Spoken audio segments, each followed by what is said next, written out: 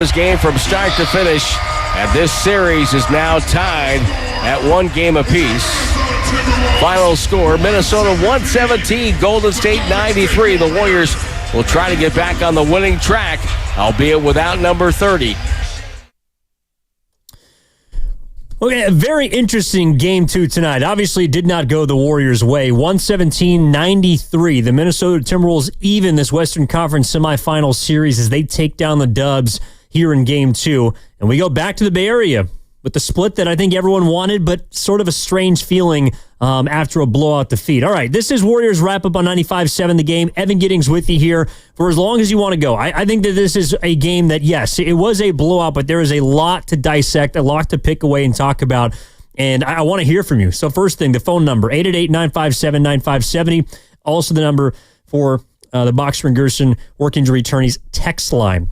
All right, this was a game that to me, I think first and foremost was one that was all over the place. It was disjointed. It was jumbled. I mean, right from the start, Minnesota comes out on a 13-0 run. The starting lineup that Steve Kerr used, he basically balls up, throws in the trash.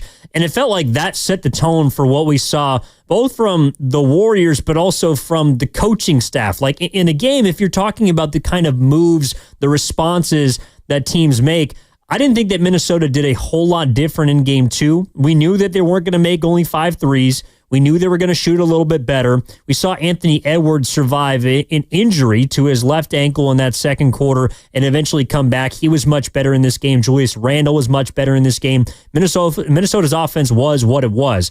But what I thought this game was all about really was basically throwing S at the wall and seeing if it would stick. This was a game that was all about, without Steph Curry, understanding that he's not going to be available for at least the next 3 games. Who can play? Seriously, who can play? That's what this game was about for the Warriors. And it feels strange because, in one hand, it was very weird to watch the Warriors, and really Steve Kerr, I would say, throw out all these different lineups. Like, there was a couple that I wrote down that just quite honestly flummoxed me. In the second quarter, we saw a lineup out there with Kevin Knox, Pat Spencer, and Trace Jackson Davis. We saw at one point 13 different men in the rotation in that first half. And I'm thinking, where is this game going? Like, what is Steve Kerr doing? You know, he started Quentin Post, who played the first 3 minutes and 18 seconds. They only got 3 minutes and 18 seconds out of Post for the entire game because he was outscored by 13 with him on the floor. Got played off quite quickly.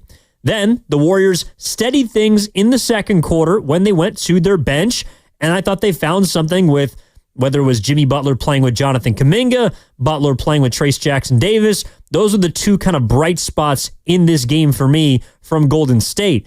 But overall, I just thought that Kerr, he coached like this was a game that he knew that he could not win or was in all probability not going to win. And to me, the way that I thought about this series coming in, because I don't believe that Curry is going to be ready by at least game 6. They might miss him for the entire series. And in a way, it kind of felt like that's the way that Kerr was coaching tonight, where he was throwing a bunch of bleep at the wall, seeing who could play, and what kind of series this was going to be for individual players. And I think that's also, it's also indicative of that because the veterans didn't really play a whole lot tonight. Jimmy Butler only played 34 minutes, which is not a lot for playoff Jimmy. Draymond Green only played 29 minutes. Gary Payton II played 11 minutes. Kevon Looney played a couple of minutes, mainly because TJD was playing well, but the point still stands. This was not about finding out which veterans he could trust. This was about Steve Kerr trying to determine which of the young players he likes in this series and which ones he's going to roll with, I think, moving forward. A lot of people throughout the 48-hour period between game 1 and game 2, they had suggested this. But this was mainly, I think, more of a storyline between game 6 and game 7 of the first round series against Houston. Would Kerr open up the rotation when his older guys look gassed? You know, Curry, Jimmy, Draymond looked gassed at the end of game 6. He didn't. He actually kept things pretty tight in game 7. And Buddy Hield shot the lights out. Buddy was back in the starting lineup tonight, just like he was in game 1. But after Steph goes down in the second quarter of game 2, after you survive that game and get a 99-88 win, I do think that the coaching staff looked at the remainder of this series as a chess match. And this was Kerr's first move. And I'm not sure if it's going to work. It's a risky play. But at the same time, I can also understand why. And this series looks completely different already than the one against Houston. I think Minnesota's a less physical team. They're less apt defensively. They're obviously a better offensive squad. And they play various ways. They can play with Gobert off the floor. They can play with Gobert on the floor, though I thought he was pretty bad tonight. They're a completely different team. So in a way, this was an evaluation game from the Warriors. And to me, it's a risk. It's a risk that Steve Kerr and this coaching staff decided to take to figure out who would be playable in this series and who is not going to be. And to me, there are two guys that he figured out are going to be players in this series with Steph Curry not available. I believe at least until Game 6, they might have been playing this game trying to figure out who can play in case Curry can't come back, because that's the kind of really approach I thought we saw from the Warriors tonight. And those two players are Jonathan Kuminga and Trayce Jackson-Davis. And it's odd because those were the players that were pretty much phased out of the first round series and have been phased out, I would say, since the tail end of the regular season. But both of them, you got to give them their credit. I thought Kuminga, along with Trayce Jackson-Davis, were really good in this basketball game for Golden State. I know the final numbers might not be what you wanted to see, but you were trying to figure out and gauge how are you going to find some offense, how you were going to find guys who could stay on the floor. Kuminga in this game, he starts 8 of 8. I know he missed his last 3 shots, and in the second half took some questionable ones. But overall, 18 points. I thought he was active defensively guarding Anthony Edwards, who was obviously hampered by an ankle injury. 5 rebounds for Kuminga. Only 2 turnovers in 26 minutes is not that bad for him. Trayce Jackson-Davis over the course of 20 minutes did not miss a shot. Even went 3 of 5 at the free throw line, which is also not poor for him. 6 rebounds and had 15 points off the bench, was a lob threat. And again, I think those two players were successful in their roles tonight because you could see that compared to Houston, who was playing those two bigs, or at the very least had more rim protection in terms of their defense, their weak side, their rotations were quicker, their players, at least defensively, far more locked into the paint. The paint is available in this series. The Warriors have found success, I think, both in games 1 and now game 2. I know they got blown out tonight overall, but they cut it to 7 in the third quarter. We'll get more into that in a minute. But I think overall they found that there is a weakness on this Minnesota team that they can exploit, and it's primarily in the paint. It sounds strange considering they have supposedly one of the best rim blockers, rim defenders in the NBA in Rudy Gobert, but I thought the Warriors got a lot when they hunted him repeatedly in that third period, and even at points in the first half, with Jimmy Butler, with Kuminga, with basically putting him in all the action and forcing him to step out to the perimeter, which I think in one breath, it worked, but it was also the game plan from the start. I think one of the reasons that Post was starting in this game and ended up being a mistake, I didn't necessarily agree with it. I thought that they were going to go bigger, but I thought the option would have been Looney or perhaps even Trayce Jackson-Davis. Post got played off the floor, but the thought process was if you can force Gobert out to the perimeter, you can open up the lane, you can get easier shots, and play Gobert effectively off the floor. I thought the Wolves were much better without Gobert in this game, and that's something that Chris Finch, I think, realized that he had to do towards the middle portion of the third quarter, got some stops, got a couple turnovers, and then his small ball lineup ate and took over. And obviously, with the Warriors down Steph Curry, this is going to be a much easier sort of puzzle to solve if you're the Minnesota Timberwolves. So, as the Warriors, what do you have to respond to? And to me, you again, this was an evaluation game. You figure out who can play, who can't play. To me, the two players you found that can play in this series that, ironically, could not play in the last series for whatever reason, or down the stretch of the regular season, are Jonathan Kuminga and Trayce Jackson-Davis. Now, the players I felt like Kerr figured out very quickly were not going to be able to play in this series. Number one, Quentin Post, who we saw after 3 minutes, did not see the floor again. They got outscored 13-0 right off the bat. I know that he had a great end of game 1. He's become a fan favorite. I think we might have seen the Pat Spencer experience sort of come to a close outside of a few minutes, just because the Warriors don't really have anybody who can handle the ball. But Spencer in this game, not great. 13 minutes, almost 14 minutes. He doesn't shoot enough. And although he can initiate offense, for me, he doesn't give you enough. And I think you saw why he's been a back of the roster guy for the majority of this season. He was a minus 20 tonight, which was a team worst.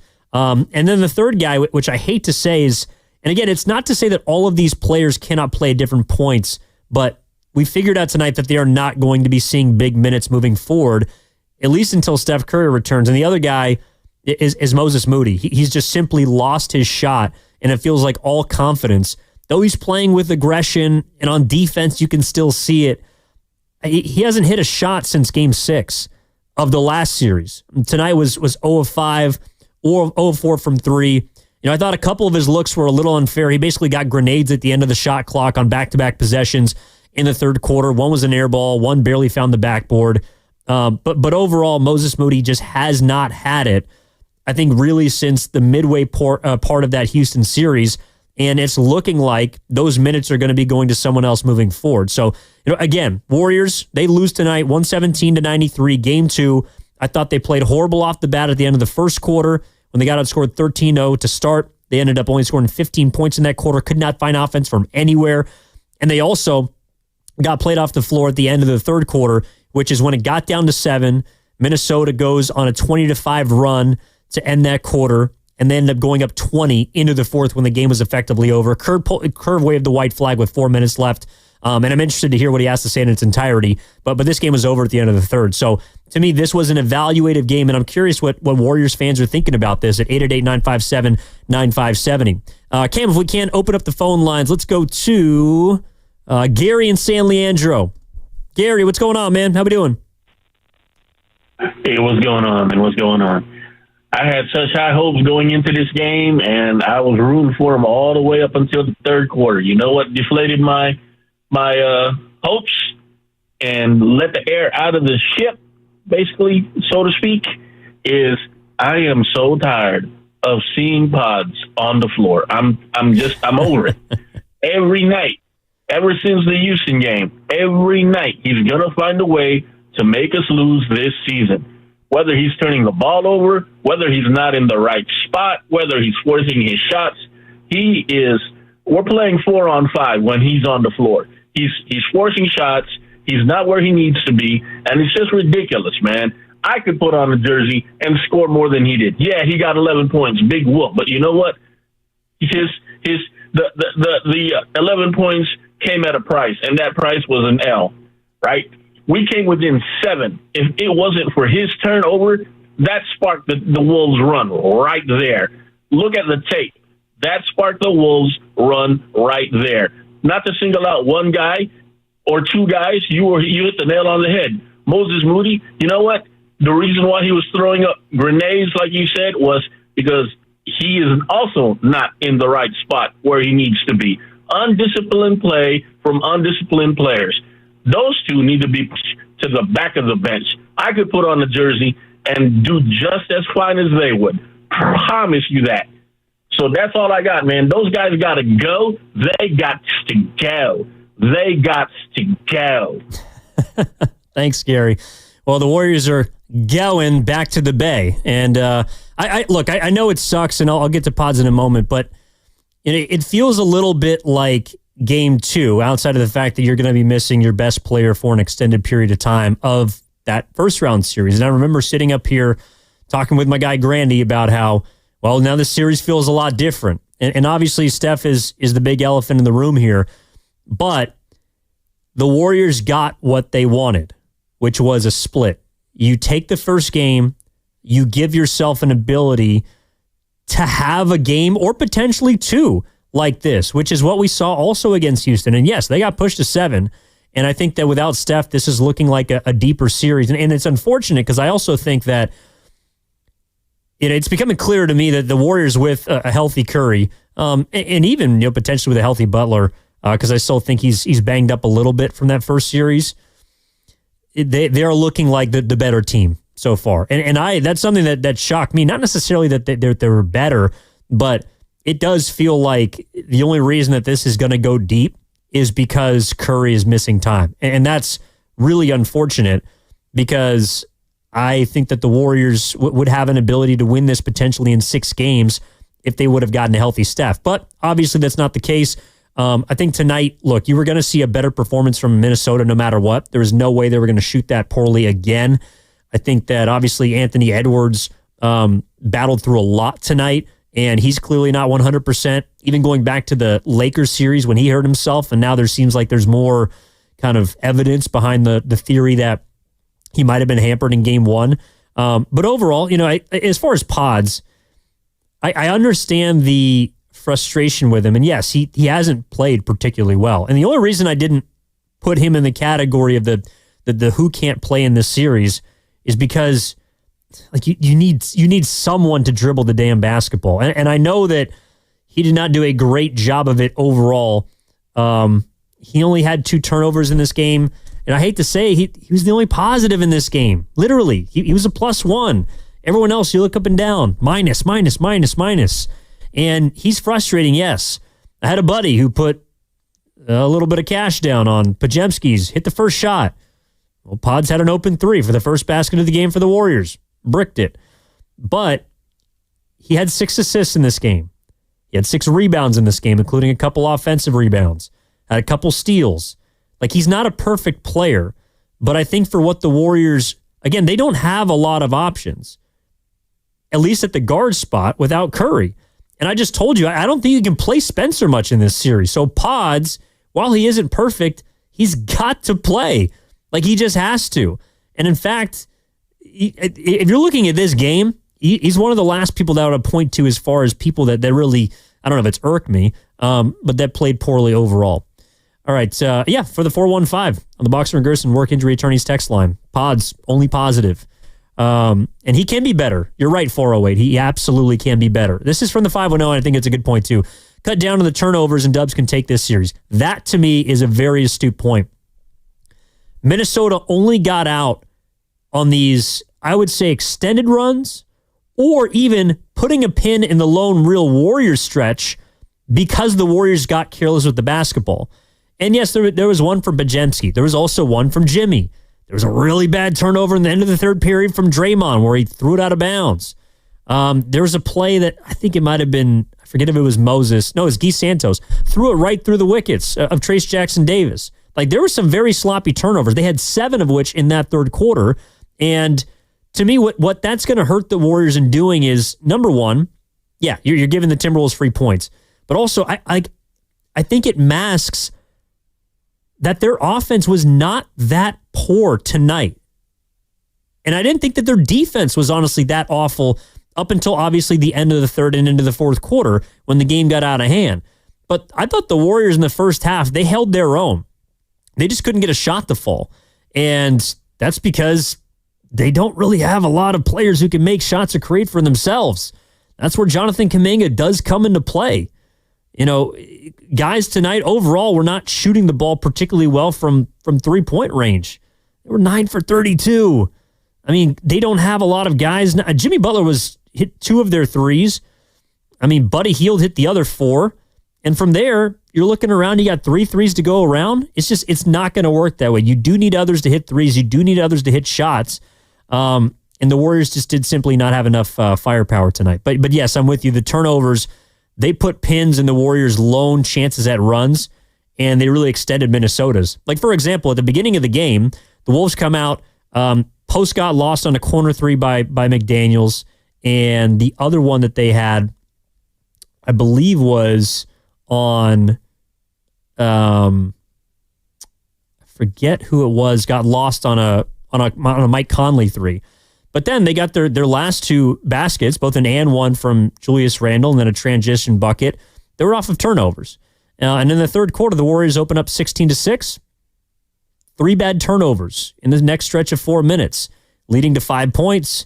They get Minnesota back in their flow. The Wolves have not looked that great offensively in a half-court setting, and the Warriors have given them extra points.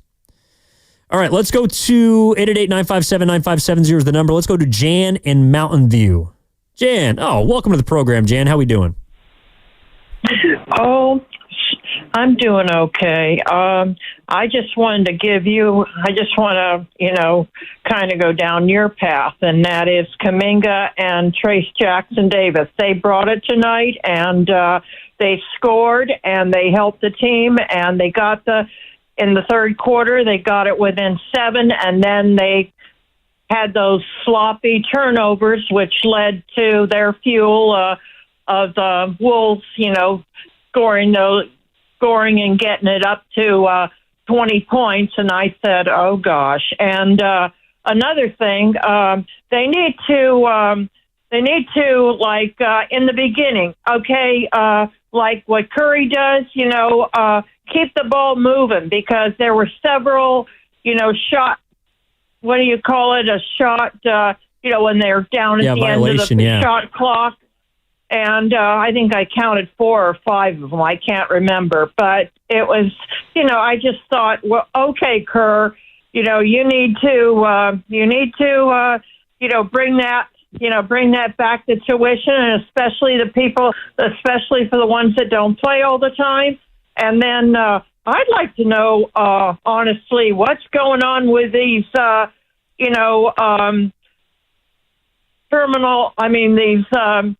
these technicals, and then they're leading to flagrants for Draymond. I haven't seen so many. I mean, it's either one or the other. They're not both. And it's like, holy Toledo, now he's down to what? 2 before he gets a suspension. Is that what I heard tonight? I was kind of like, well, we need you. And Curry was trying to calm him down, and then Kerr took him off the floor to try and calm him down. And I thought, oh gosh, you had that great speech before that Game 7, and on the other night, the first game when we lost, Curry, you were in there, playing like a leader and helping this team and keeping them together and everything. And tonight you went the other direction again. I don't want you to get suspensions. This is crazy. Do you have an answer for that? I've never seen so many. Have you?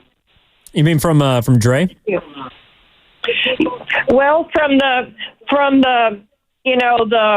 the reps on the floor. I mean, have you seen a game where they'll also call a flagrant and a check? Against the same player. No, Janet. Thank you for the call. I appreciate the words. Yeah, in the Rockets series, no, I've never seen someone get a tech and a flagrant. But it's a good thing that he did, because right now, if you combined tech and flagrant points for Draymond Green, he would have 7 and he would have to miss the next game. And that's really the one part I think the Warriors lost their cool in this game. I think overall they didn't play well, right? And Kerr was trying to figure out who was going to give him some consistency. But I thought they played with a lot of poise. They could have very easily thrown in the towel about halftime. I thought they fought, considering the talent discrepancy that was on the floor tonight. Again, I'm writing down lineups that just simply don't make sense to me. And one of the most glaring ones includes Kevin Knox, Trace Jackson Davis, and Pat Spencer. Yeah. And I'm just looking at this lineup when would this ever play together? And that's why, I don't know if it's going to work. I think it's a ballsy move, but you essentially experimented with this game. That's what Steve Kerr did. I thought that he tried to use this game to figure out which guys he's going to lean on in games 3 and 4. Because, and this is the broader takeaway that I have, that I think was more affirmed by what Kerr did tonight. If you think that you can get Steph Curry back, Game 6, that's a 12-day period between Games 1 and Game 6. And the reason that I would use 12 days as opposed to the 9, which is, I think, the difference between Game 1 and Game 5, or maybe it's 8. But Drew Holiday had a grade 1 hamstring strain and missed 11 days. He missed the last 3 games of the Orlando series for Boston, and he played Game 1 against New York. So if I can use that for Curry, that to me means he's going to miss, obviously tonight, but 3, 4, and Game 5, which is the first day that he's allegedly eligible to be reevaluated, even if he comes back at all. So if I'm operating under that assumption that I'm going to get Curry back for game 6, all I got to do is win one game. Because I feel like what we've learned from even tonight, but these first 2 games, is with Steph Curry at anywhere near 100%, the Warriors can absolutely take this series in 7 if they can get him back down 3-2 going into game 6 at home. That's also a 3-day rest for everybody else in this series, but most notably Jimmy Butler and Draymond Green. If you're telling me that I get the big 3 back at as close to full strength as you're going to get this deep into a postseason run for game 6 at home and then game 7 on the road, I will take my chances every single day of the week. That is why I think Kerr effectively used this game as an experiment, because he knows that they just need to win one of these next 4 games, including tonight. So he's basically got 3 more games to win one. And he's got to figure out who on this roster he can win one game with. And maybe it also includes a clunker from the Timberwolves. They might give you another 5 3-point game. They might give you another sub 40% shooting game, because I don't know what the hell is going on with Minnesota. There were times tonight where they looked, in their own head coach's words, diabolical in transition. Julius Randle threw the ball away again in the first quarter. I mean, there were stretches where the Wolves were allowing the Warriors to get back into this game, but the Warriors didn't have the manpower to do it, because I don't think they understood which rotations, which combinations, which lineups were the best to use at a particular time. It became very clear looking back that in that third quarter, and I tweeted this out, I haven't had this thought in a long time, but Kerr should have gone back to Kuminga earlier than he did.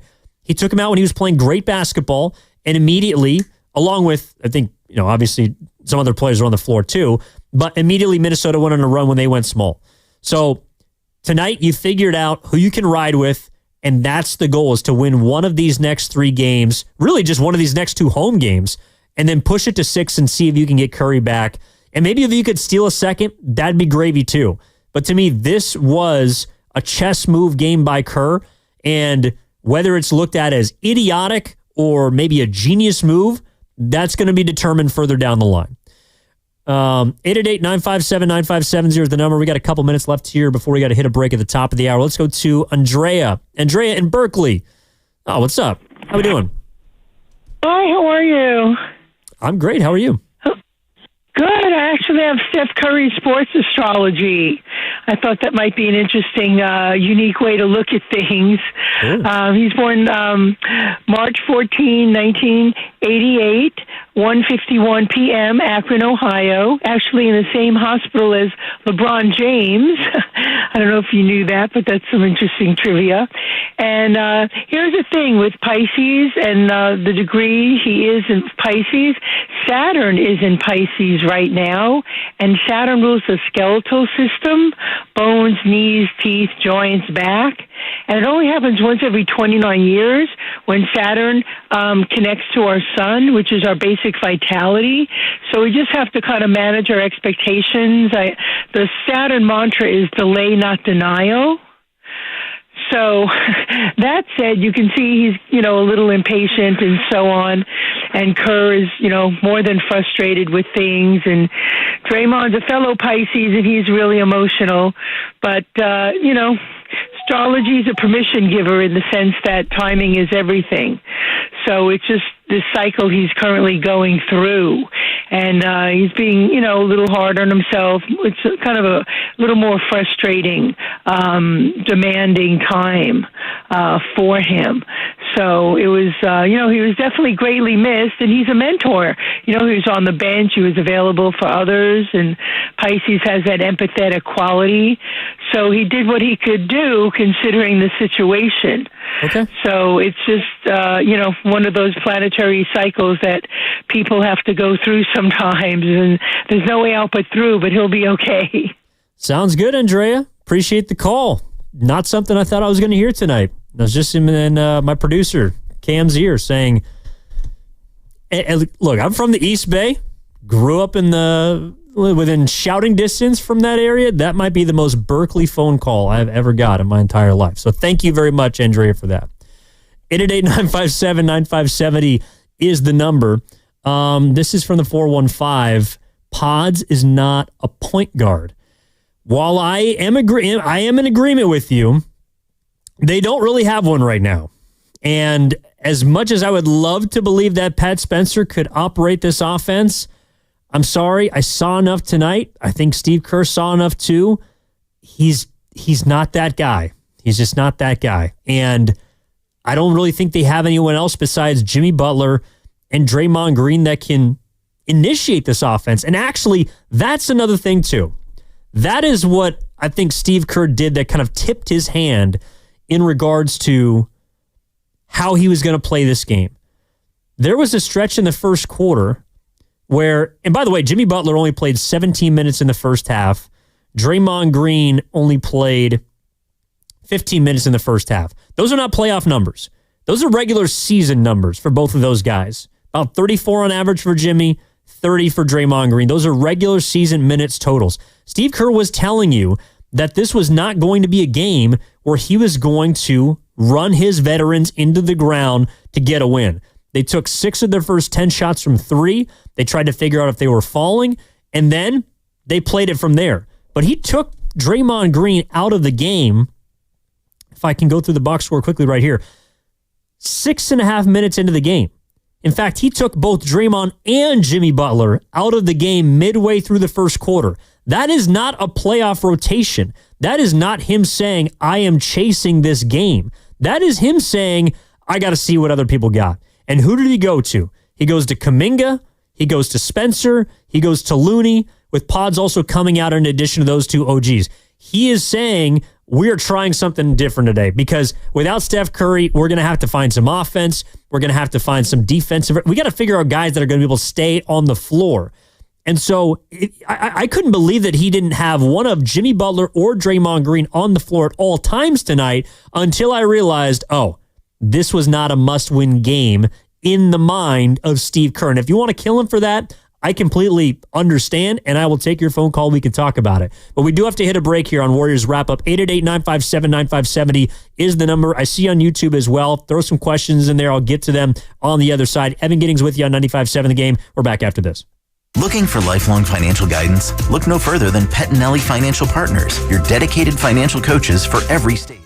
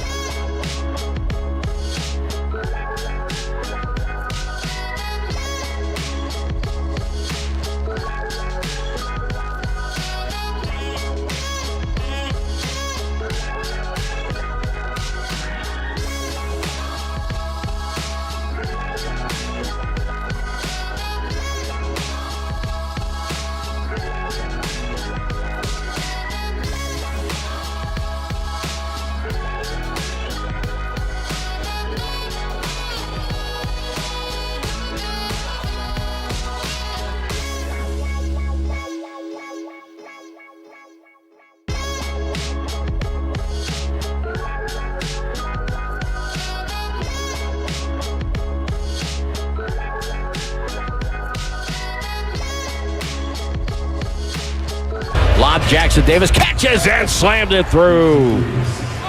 That's how you make the pass to the rim. Now back to Warriors Wrap Up on 95.7 The Game. Yeah, Trace Jackson Davis, look, he was a positive tonight. I know overall there weren't many for the Warriors in a 117-93 Game 2 loss that sends it back to San Francisco, all even at 1, but Trace was one of them. 15 points in 19 minutes, 6 for 6 from the floor. You heard that dunk there, of course, always from Tim Roy. 3-5 at the free throw line with 6 rebounds, and looks like someone that's going to play in this series. You know, if those are backup big minutes, perhaps even starting center minutes. I don't think it's out of the question to think that Trace Jackson Davis could start in Game 3 because you got pretty much nothing from Quentin Post. Kerr did not look inclined to play Kevon Looney at all tonight. He only ended up with 2 minutes and 48 seconds in this game. Unless you're going to play small the entire game, which I don't think you can, especially when Gobert is on the floor, Trace is going to see more minutes, and I think he earned it. You know, this game was almost like Steve Kerr was having tryouts for the remainder of this series. Sans Curry, obviously. You're not going to get Steph back at least until Game 6. And I think that Kerr might have been approaching this game like you're not going to get him back for the rest of the series. And if we're operating under that premise, then I would love to hear who people thought earned more minutes tonight, because I think TJD is absolutely one of them. From Lawyer on our text line from the 408, find a way to run the offense through Jimmy, get him some open lanes to the basket.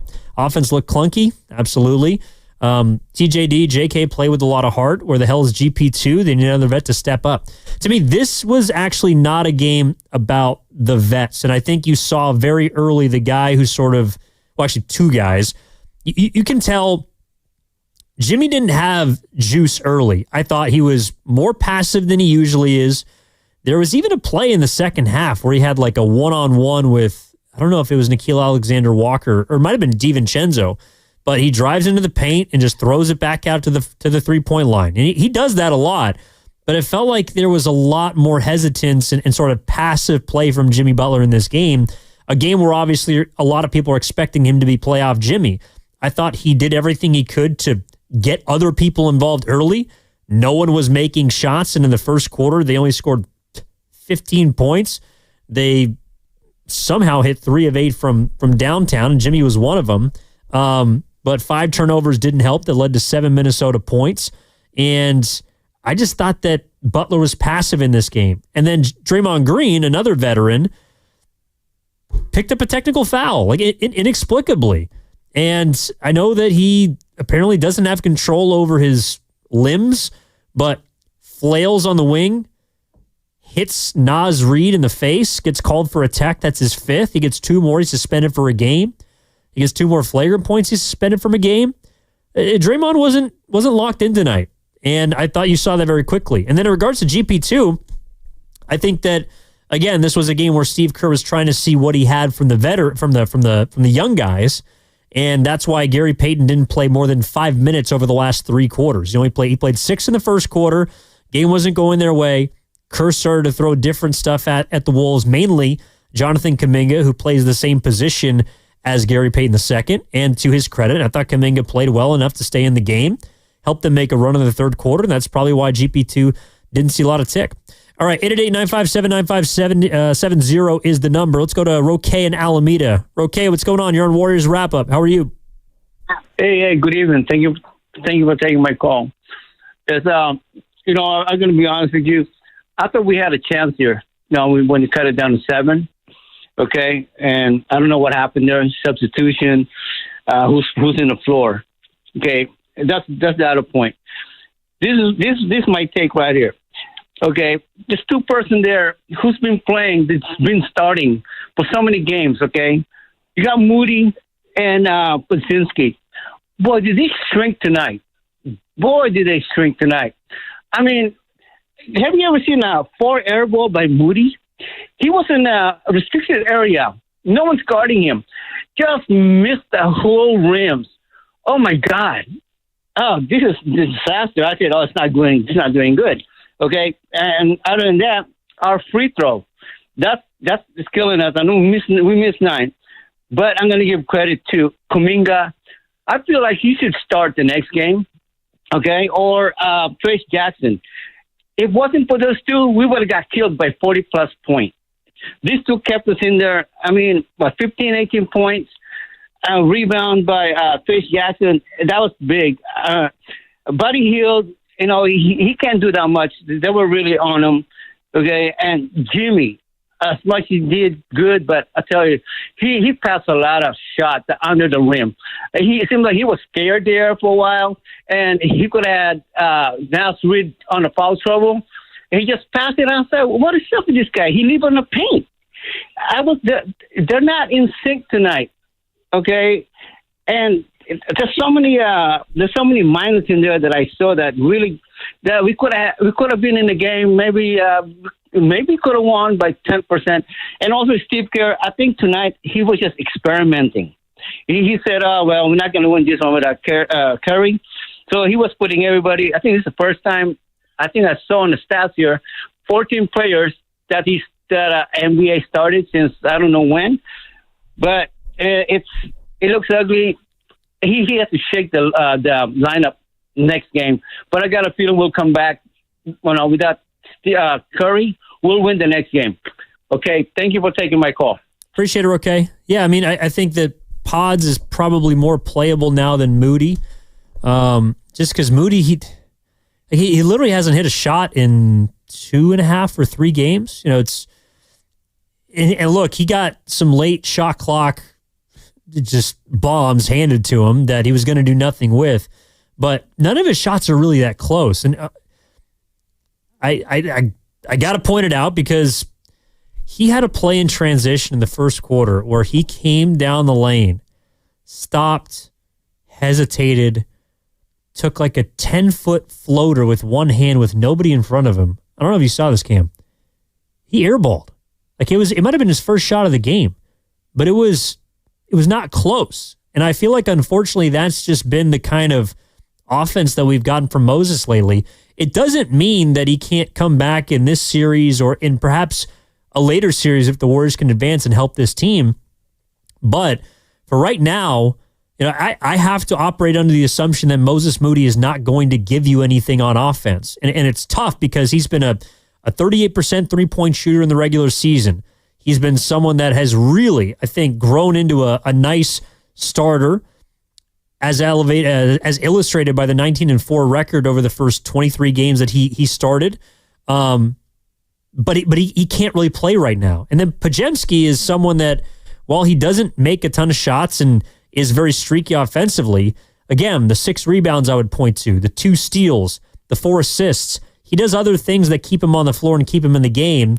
And he makes mistakes like anybody else, but because of the lack of guards, and right now the plethora of, I think, ineffective wings, you really have to make more of your choice as far as the forwards are concerned as opposed to the guards, because you don't have anybody who can run point right now since Steph Curry's out. All right, let's go out to Steel Toe. Steel Toe's been hanging on for a while. Steel Toe, thank you for hanging on, my man. How's it going? You're on Warriors Wrap-Up. Thank you, Evans. Yeah, I actually was expected Steve Kerr to experiment and go back to 2019 when Curry was out for the whole season and Draymond kind of faked his injury so he doesn't play during that whole season without Steph Curry. I think he should do the same thing during these next 2 home games. I really don't see, right after that first quarter, I really don't see why Draymond needs to come back without Stephen Curry, especially Kevon Looney. I think this is a great idea to experiment and change up a whole new lineup and get some offense here going. I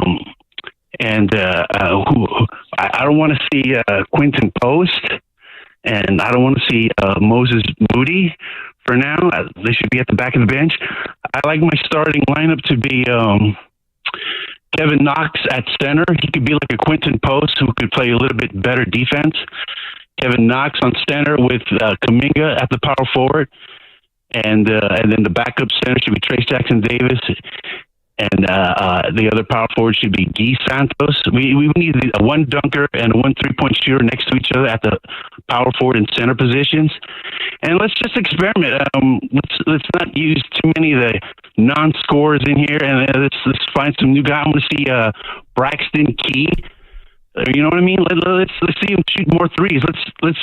That's what I was expecting. He didn't do it this way. I thought Draymond played 29 minutes too long. Yep. I was expecting this the whole time. I got you. And Steve Kerr needs to. I got you still, Toe. No, point taken. I mean, look, Draymond Green is going to play. I don't know if Kevon Looney is, but your point about Draymond Green playing 29 minutes too long tonight, I actually don't think is that unfair based on the way that he came out. And this is, I don't know if it's because of age, if it's because of fatigue. Look, Draymond in the past has had a history of not really looking interested in games when Curry isn't out there with him. But the playoffs are totally different. You can't not play your best players and experiment just because it's the postseason.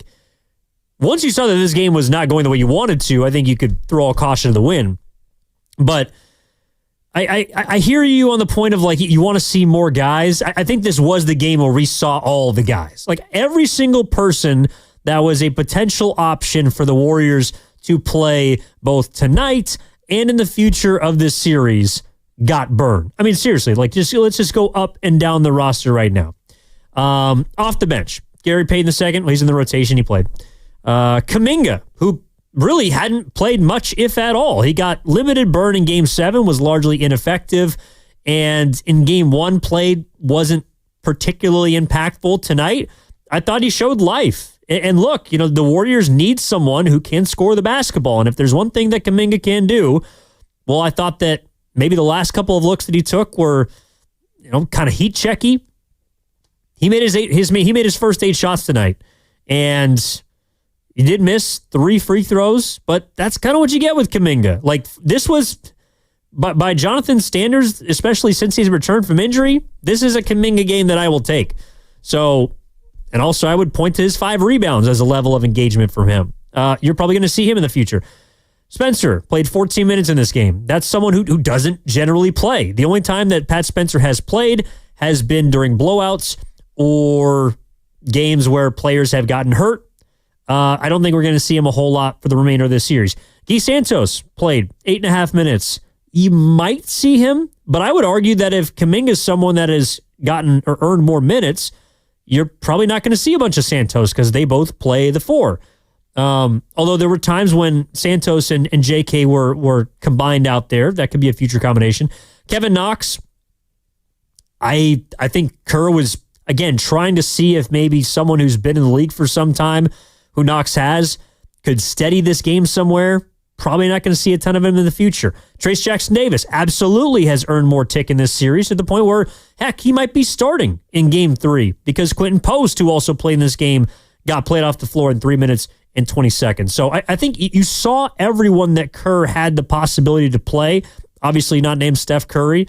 And from here, it's about shrinking the rotation. If you guys or gals have any thoughts on where he goes as far as the top 9, I have my thoughts, and we can get to those as we move on here on Warriors Wrap-Up, but I also do want to hear from you along those lines.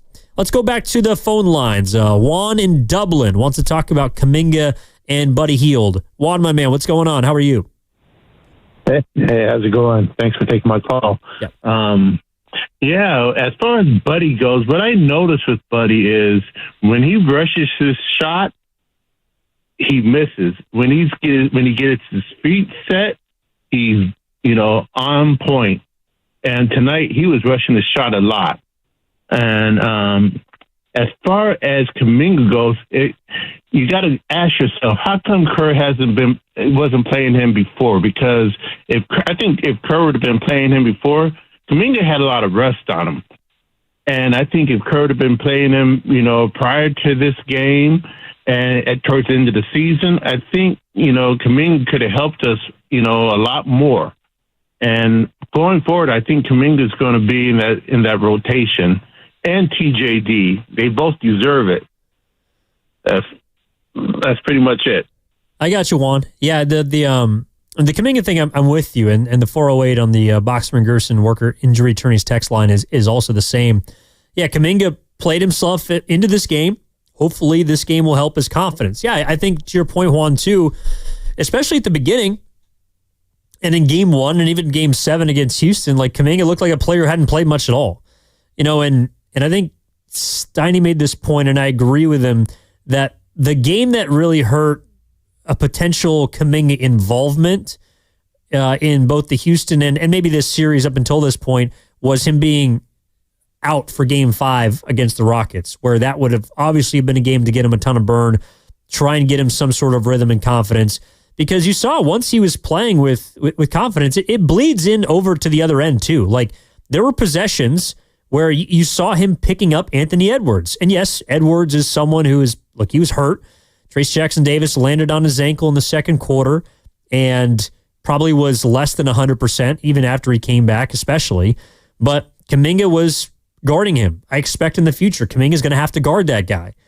And the reason why he also may be more fitted for this series as opposed to the last one is just because of the matchup. Kerr needed to play players that could give you some more spacing, that were going to be a bit more careful with the basketball against Houston because they basically fed off of your turnovers and are less offensively gifted than Minnesota, who can create offense more efficiently in the half court. That means you're playing essentially more of a protection game and possession game. That's not really where Kuminga fits, but I think this is more of a series for him, certainly, and I'm happy for him that he proved that tonight.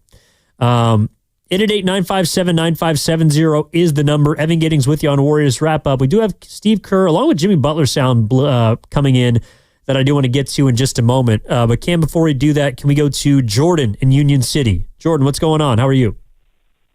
All right, I'm doing well, Evan. Thanks. How are you doing tonight? Fantastic, my man. What do you got? Good. Yeah, so I want to make sure I get this correct, and please let me know if I'm wrong. But I think you were more so just saying that maybe Steve was using this as a feel-out game, and not that, you thought that he was doing himself. But my thing is, if that is the case that he was doing it, I vehemently disagree with that decision, just from the standpoint of, obviously, I know the Warriors won game 1, right? You flip home court and all that, but it still comes from the standpoint of this is an old team in terms of the main guys, right? All 30-plus, 33, 34-plus years old. And you already look at some of the games that the Warriors have tricked away that have led to more action, right? Whether it's the Miami-Atlanta stretch that everyone's talked about already, some of the games even in the Houston series that led to that going to 7 games, which, I mean, who's to say? Maybe that is part of the reason why Steph feels the way that his hamstring is right now. That's also, you got to remember, Jimmy Butler's still trying to get back from what he was dealing with. So my thing is, I still don't think, even if they, mission accomplished or whatever in game 1, I don't think this is a team that's in the space to have a feel-out game.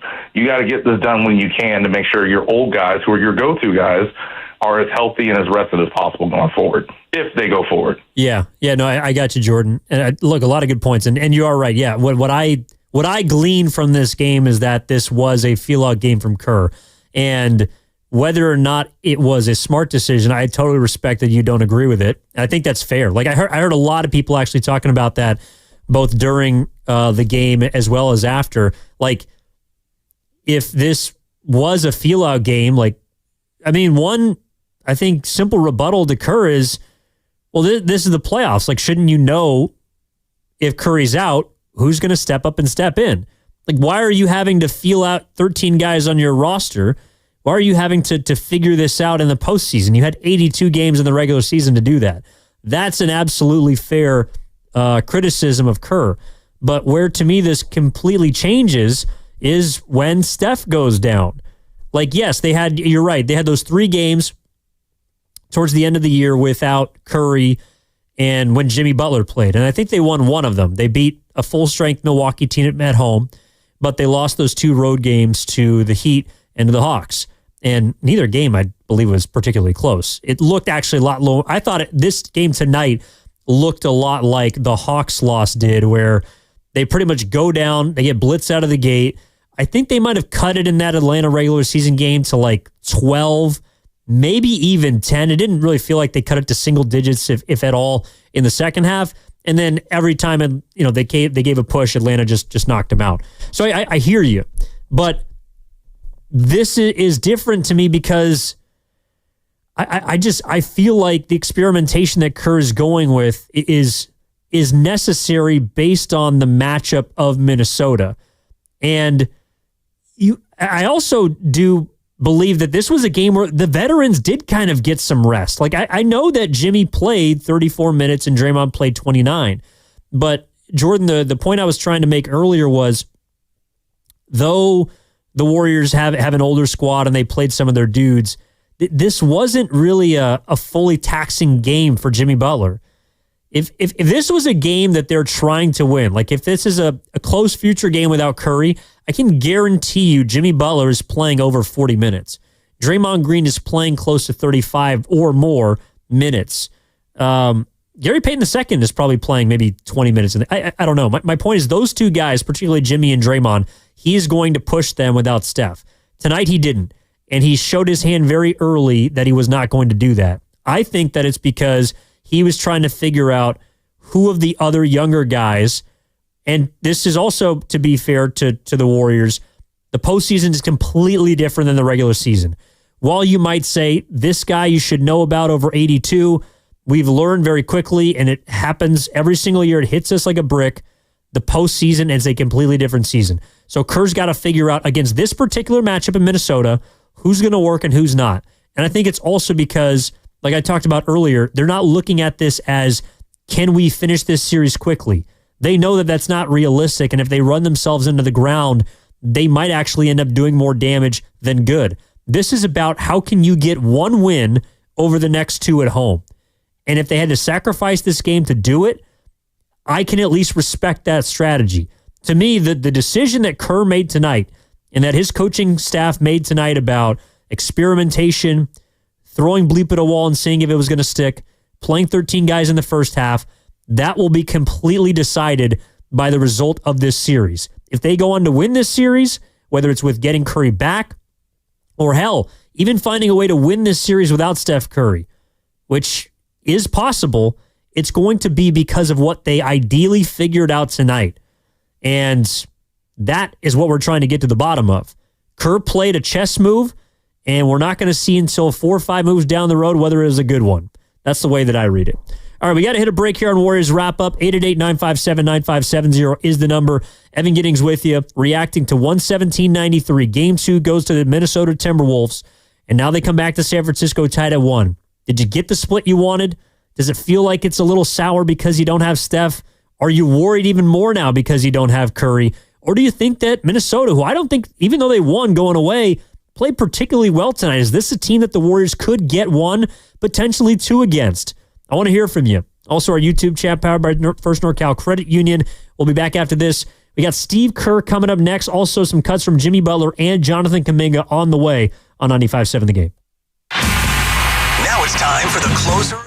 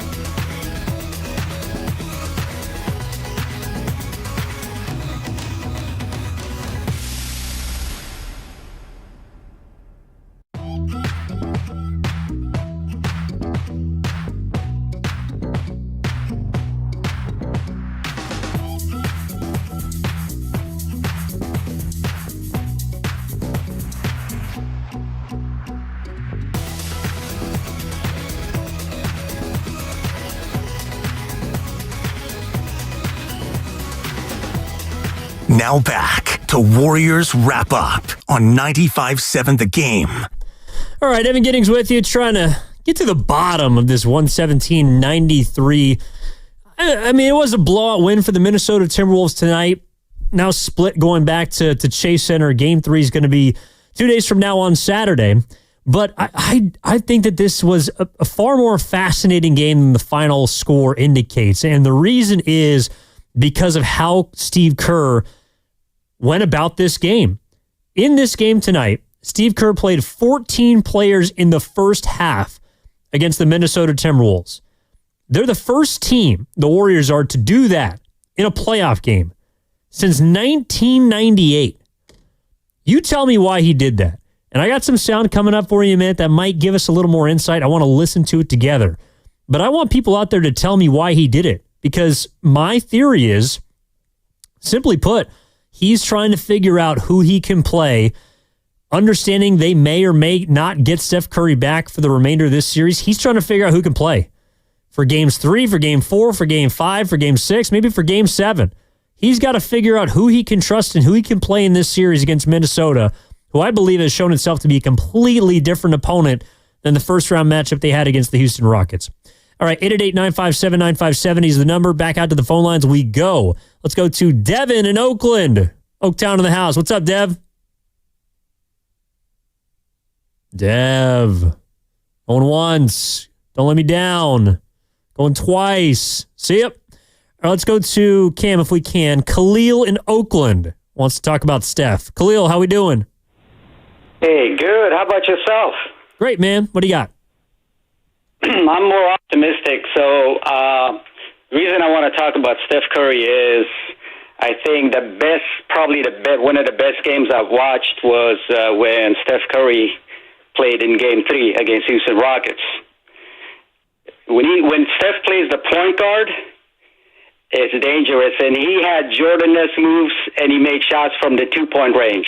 Okay? And that's the thing. And I think that's that Jimmy Butler influence, you know? So as far as that guy with a lineup, I go, look, the Warriors' future point guard, they already selected this guy from Australia. His name is Taron Armstrong. You can look him up. He's a great passer, by the way. You know? So, and as far as tonight, I think I agree with you because he was trying to figure out who could play, because a playoff game is a different beast than a regular season game. Much more physical. You got to be alert, you know? Mm-hmm. They just, I don't know. If they work on their turnovers like Game 7 against Houston, then I think they can even possibly beat this team without Steph. But hey, I'm just being more optimistic. No, I like it, Khalil. No, I like it. And I think that's the way that we all have to think. We have to assume that for the remainder of this series that Steph Curry is not going to be here. Batman is not going to come in and save the day. And for those that are familiar with DC Comics, because my guy Cam back here, I know that he is sometimes Robin, Nightwing, Batgirl, they got some episodes where they save the day too, all right? They actually go in and save Batman's ass from time to time. But to get back to reality, I think that's kind of the way you have to look at this. If you are trying to decide the best way to figure out this Minnesota team, you're going to have to experiment. Yeah, I'm with you, 415. This was an audition, a tryout. Get out there and let's see who can play. And again, to me, for those that weren't here at the beginning of Warriors Wrap Up, this is kind of what I glean from it. If we're separating this into the categories of who can play and who can't play, to me, you start with who can. Number one, anybody that can dribble, because the caller is absolutely right. You got to take care of the basketball. One of the big reasons why Minnesota was able to score nearly 120 points tonight was because the Warriors gave them 22. 20 turnovers for Golden State, leading to 22 points. Combined with the fact they only shot 9 of 32 from distance, the Warriors, whether they have Steph or not, they're not going to win games with those kind of numbers. And if you're also looking at, I know that they had 20 turnovers as a whole, but nobody had more than 3, which I find really interesting. Like generally when the Warriors have a bunch of turnovers, okay, Curry has a 7 turnover game. Draymond has a 6 turnover game. Those are kind of the two guys that really cough it up a bunch. Tonight, Jimmy had 2, Draymond only had 2, Buddy only had 2, Pods had 2, Kuminga had 2, and then Guy Santos had 3 in 9 minutes, but he's probably not going to play a whole lot for the remainder of this series. Or if he does, it'll be in very small spurts. Like, they do have to find, I think one of the questions was also, who is going to be able to take care of the basketball for them? And I think the two guys that really proved themselves with the energy that they brought and the offense that they were able to, I think, basically help the Warriors solve how to get, because that was their biggest problem in the first quarter, were Jonathan Kuminga and Trace Jackson Davis. And then if you go to the category of who can't play moving forward, again, not that they're never going to get a minute again, because even though JK was a DMP back at the end of the regular season, he still got some minutes down the stretch of the Rockets series. I'm not saying these players aren't going to play at all. I'm just saying from what I gleaned tonight, what I don't see is a lot of minutes for, number 1, God love him, Quentin Post. Right now, rookie, I don't care how old he is, not a playoff player right now. Got played off the floor in less than 4 minutes. Pat Spencer, great story. Learned about him. I love his story. Has everything going for him as far as confidence. Has an incredible mustache. I love his 2012 Honda CR-V. Cannot play in this series. And the third guy, it pains me to say, Moses Moody is looking like a player that you can rely on less and less. And it's just because his confidence it isn't there right now. It's not that he's not aggressive. It's not that he's still not helping you on defense. He can't throw a stone into the ocean right now. And that's something, unfortunately, you do need. You need some guys who can hit some shots. And I'm not even asking for a bunch of shots. Like Buddy Hield was 4 for 9 tonight from 3-point range. That's a good shooting night for Buddy Hield. Jimmy, 2 of 4 from distance. That's a really good shooting night for Jimmy Butler. I can't have Draymond going 1 for 6, but he has to take those shots because Moody's 0 for 4 off the bench. Kuminga was 1 for 3. Pods is 1 for 4. Guys just weren't willing to take shots from distance tonight, and so Draymond ended up being that guy. So those would be my players as far as who can play and who can't play. Let's go to Hassan in Dublin. Hassan, how we doing, man? You're on Warriors Wrap Up. First of all, thank you very much for taking my call, and I 500% agree with you. This was Steve Kerr's rope-a-dope game. He wanted to figure out what you just said, who can be on the play. And if you even look at Jimmy Butler, and I was looking, there were multiple possessions he could have, gone up and made a position, but he was picking the ball out because he really wanted some of these guys to get some confidence under their belt and make some shots, right? I mean, biggest takeaway is, realigning of Kuminga. I think he's going to be really important. And also figuring out the matchups. I think they have to solve Randall especially, in low post or mid post. And Edwards will be given, in my opinion, a lot of leeway to go 1-on-1 and get tired and score. Let him get his 30. I don't think that's the matchup he wants to solve. I think he wants to solve Julius Randle. I think it was a great game for Warrior. In perspective, it was a tryout. And I think Steve Kerr rotation, you say 9, I say maybe 8. He's going to go deep in the next 2 games and probably 9. I do think that Pat will get some minutes in both the games. I think he can handle the ball at least and give some break. Pods needs to show up. He needs to start making those mid-range jumpers and his hooks and his 3-point. But from strategic perspective, 3rd game on the road, being out there for a week, played a game 7, won the game 1. This was the game, and I personally don't think Steph is coming back in this series. So I think it became more critical, or maybe for game 7 he might be coming back if he comes back in this series, and I think that's why it became really critical to figure this out. And this was the game that they could have done that, played everybody 14 deep, who can be on the floor, who can guard who. So I think Steve Kerr gambled, but I think it's a great gamble, and I think it's going to pay off. Thank you for taking my call. Thanks, Hassan. Appreciate the call, man. Yeah, I think Well, time will tell if it's a good gamble. Obviously, if you lose the series, you might look back and say, gosh, how come you didn't try and get greedy and go up 2-0? To me, it's a little bit like the conversation we were having after Game 5 and to some extent Game 6 of the Houston series, where I thought that I didn't think the Warriors were going to win Game 5. I just didn't. And me and Grandy were talking about this after the game. We disagreed on it, but I could see where he was saying, look, you would rather have 2 bites at the apple than 1.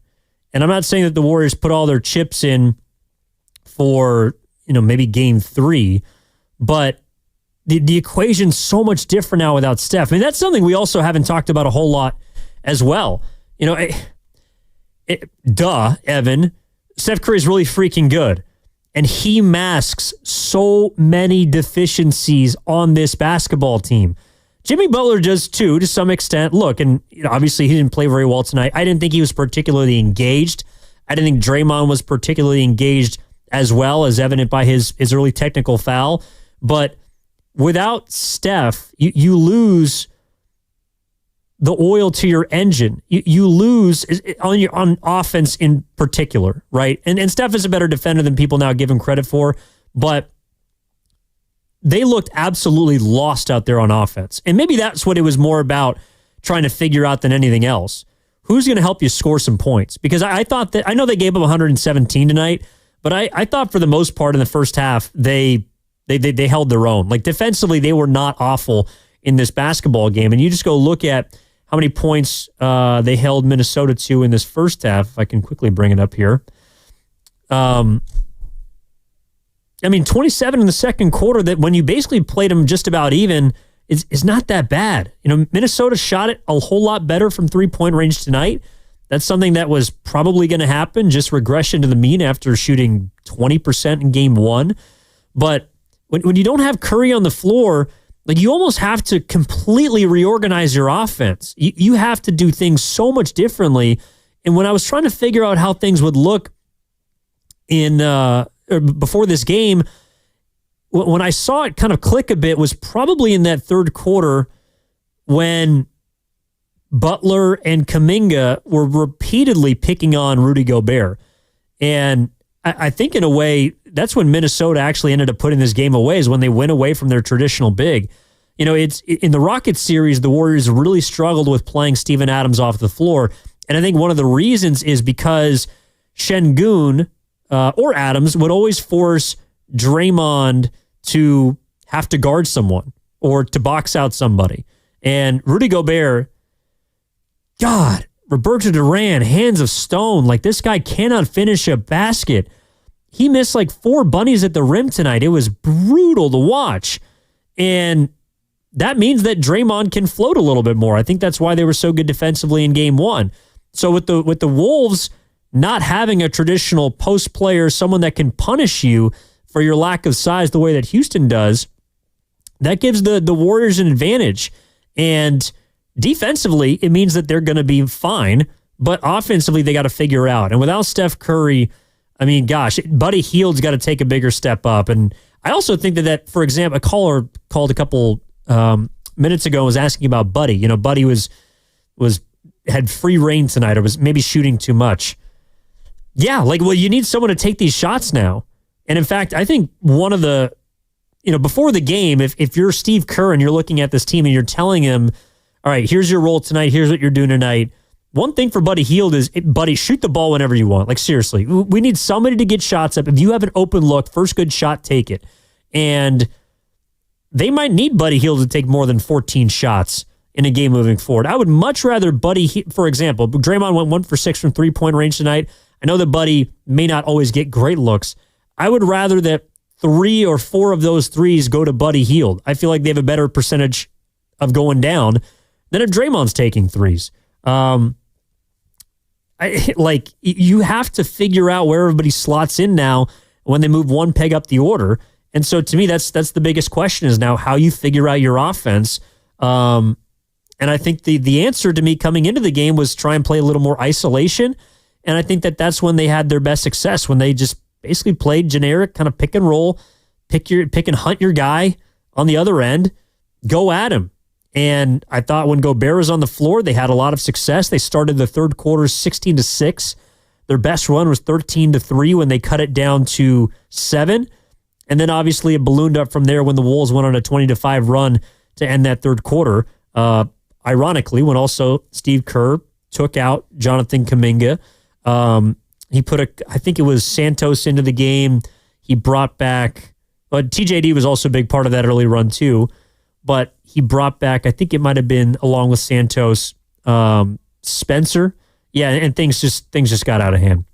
888-957-9570 is the number. Before we get to Steve Kerr and Jimmy Butler, Cam, if we could go to Jose the Barber in Vallejo is feeling optimistic. Jose, what's up, man? Good evening. Hey, how's it going? Good evening. Thanks for taking my call. Man, I had so many things to kind of say, but like they all got covered in the previous calls. But I will say this. I mean, I kind of felt like Draymond Green and Jimmy Butler, after they were feeling the game, like, it's not that they gave in the towel, like, they knew we were going to lose. Like, obviously, you're going to try and everything, but, like, I don't know, it was almost kind of, like, lost in the very beginning of the game. But, like, they never gave up and everything like that. And, like, I do like how Curry put in, like, a bunch of different, like, Kuminga was in there. Kuminga got buckets. So I'm looking forward to Kuminga, like, bringing his game up for the next game even some more. And, like how you said, I didn't like how how Kerr took Kuminga out, like, when he was kind of hot. But I just feel like kind of a game that, like, we were already going to give up anyways, even if Curry was there, but not really. Even though I know we're not going to have Curry, maybe for the whole series, but I definitely feel like we can take one at home, definitely. And the next 4 games, I think 2. And then you never know game 7. I'm very confident still with the Warriors. Kerr is a good coach. He played a lot of guys, and it shows our depth and the team that we got. And I'm confident, and let's go. Let's see what we got.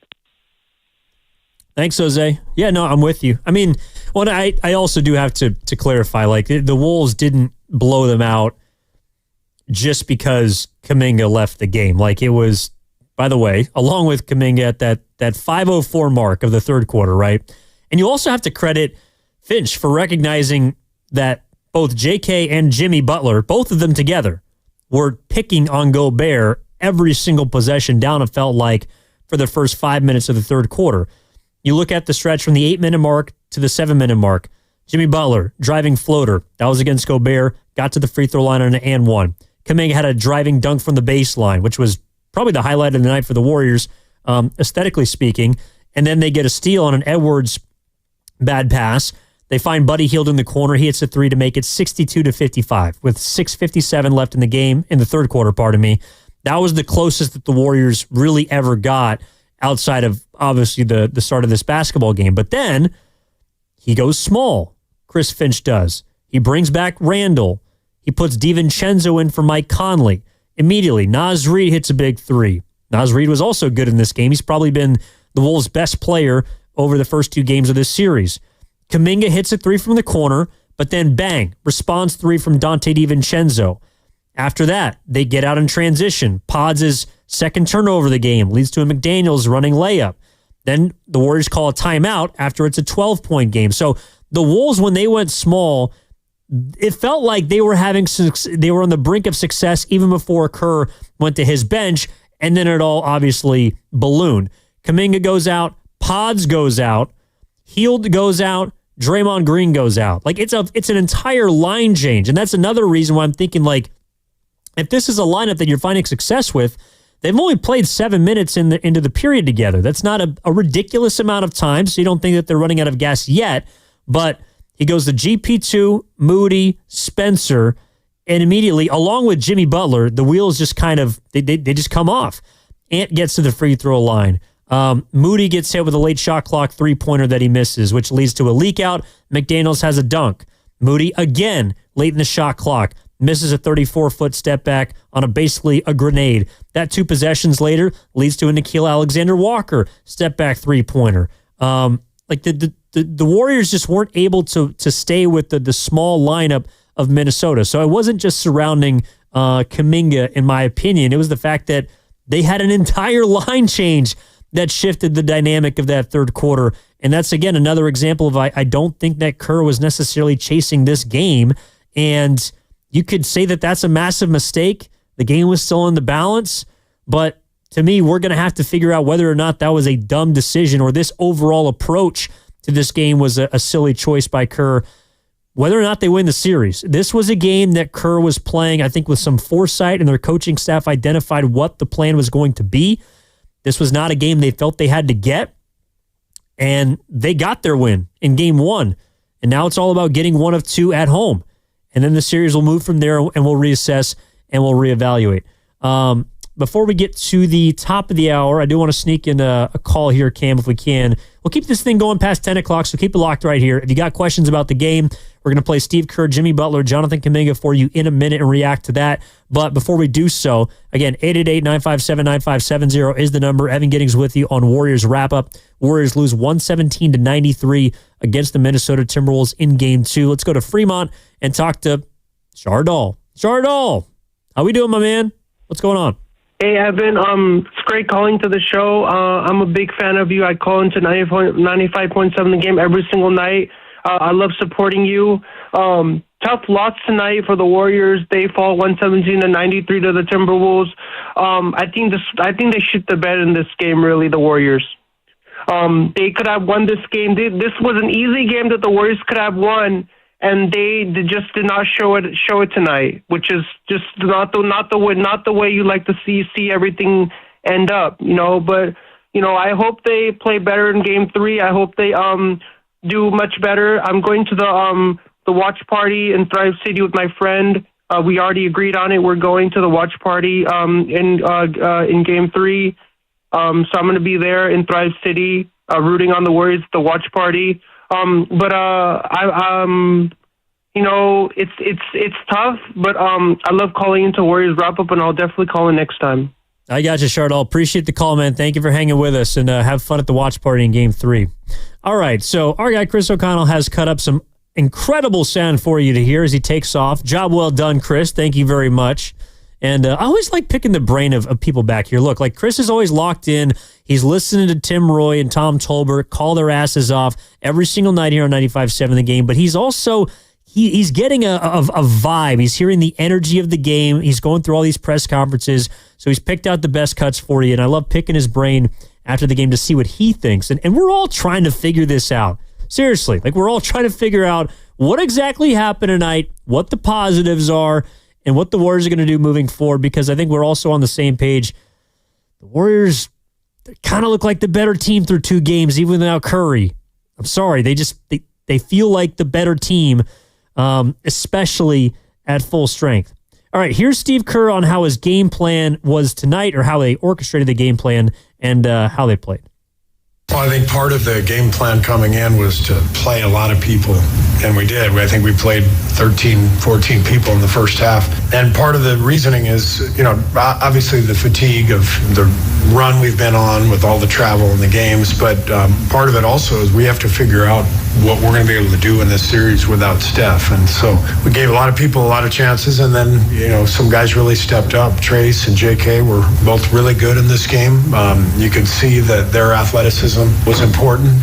I thought we made a really spirited run, got it to 7, and then we just kind of lost a little bit of composure. We turned it over right out of that timeout a couple of times and gave up a couple of threes where we lost connection defensively. But we learned a lot, and I think this game will help us figure out, how to move forward.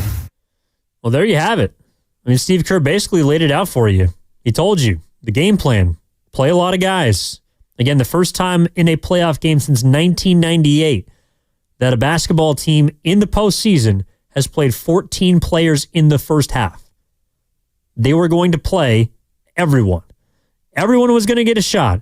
If you're a fan out there that is sitting at home and wondering, how come this guy can't get 3 minutes? How come this guy can't get 3 minutes? How come that guy can't get 3 minutes? Tonight was the game for you.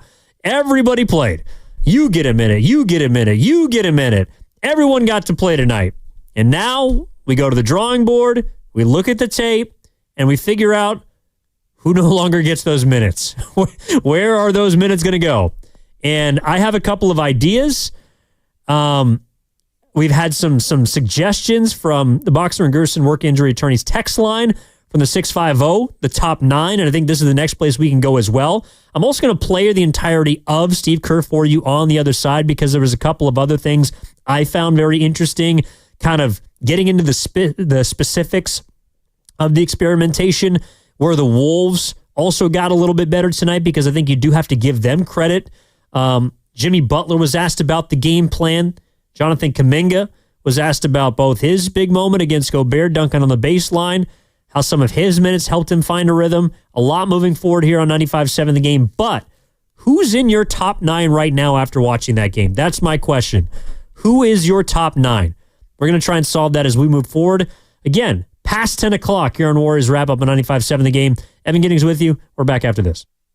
Attention. Have you racked up $10,000 or more in credit card debt? Are you barely getting by making minimum payments? With credit card.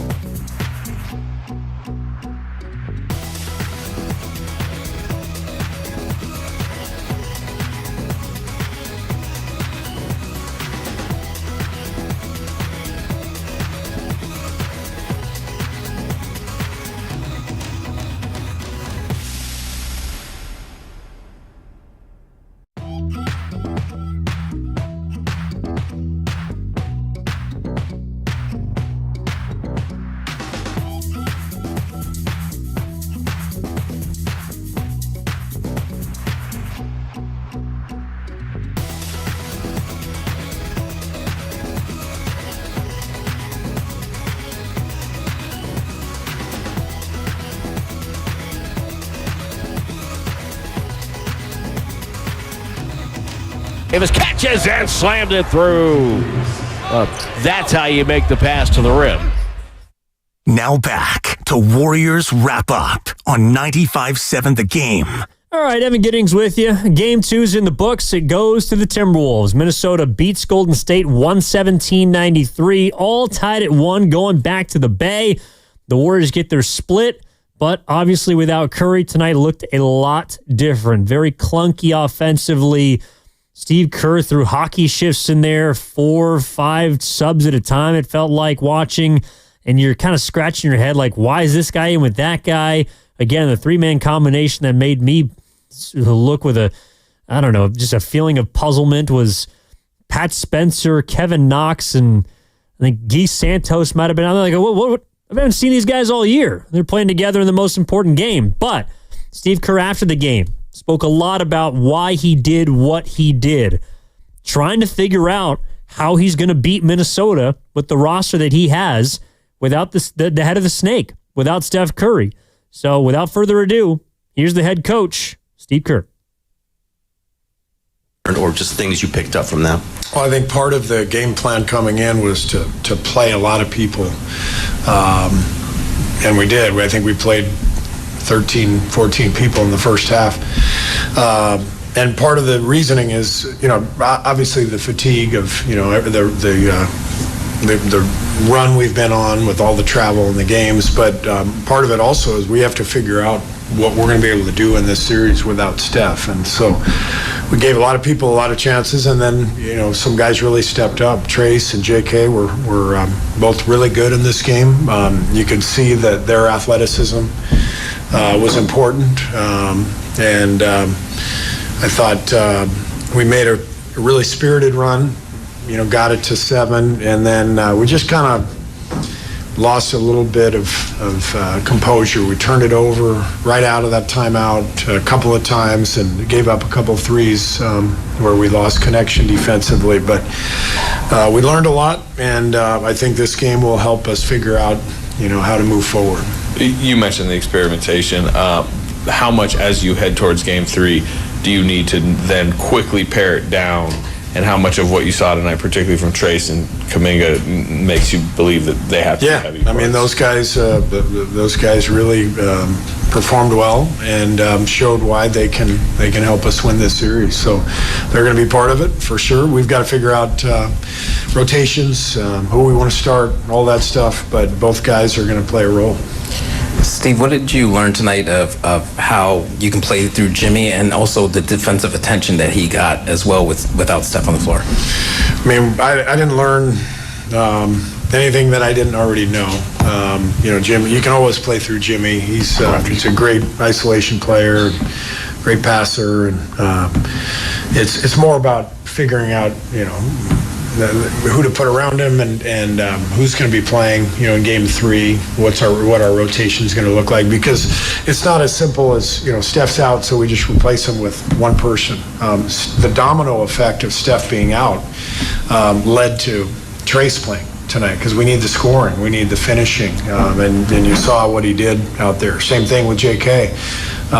We had found a formula over the last couple of months, and obviously we're having a lot of success. But without Steph, the formula completely goes out the window, and we've got to figure out the next formula. Steve, can you talk about Steph's presence on the bench? And at one point when Draymond was getting heated, he went over and kind of calmed him down, and he seemed like he was talking a lot. You had said he was going to be like a coaching presence. Yeah. Was he?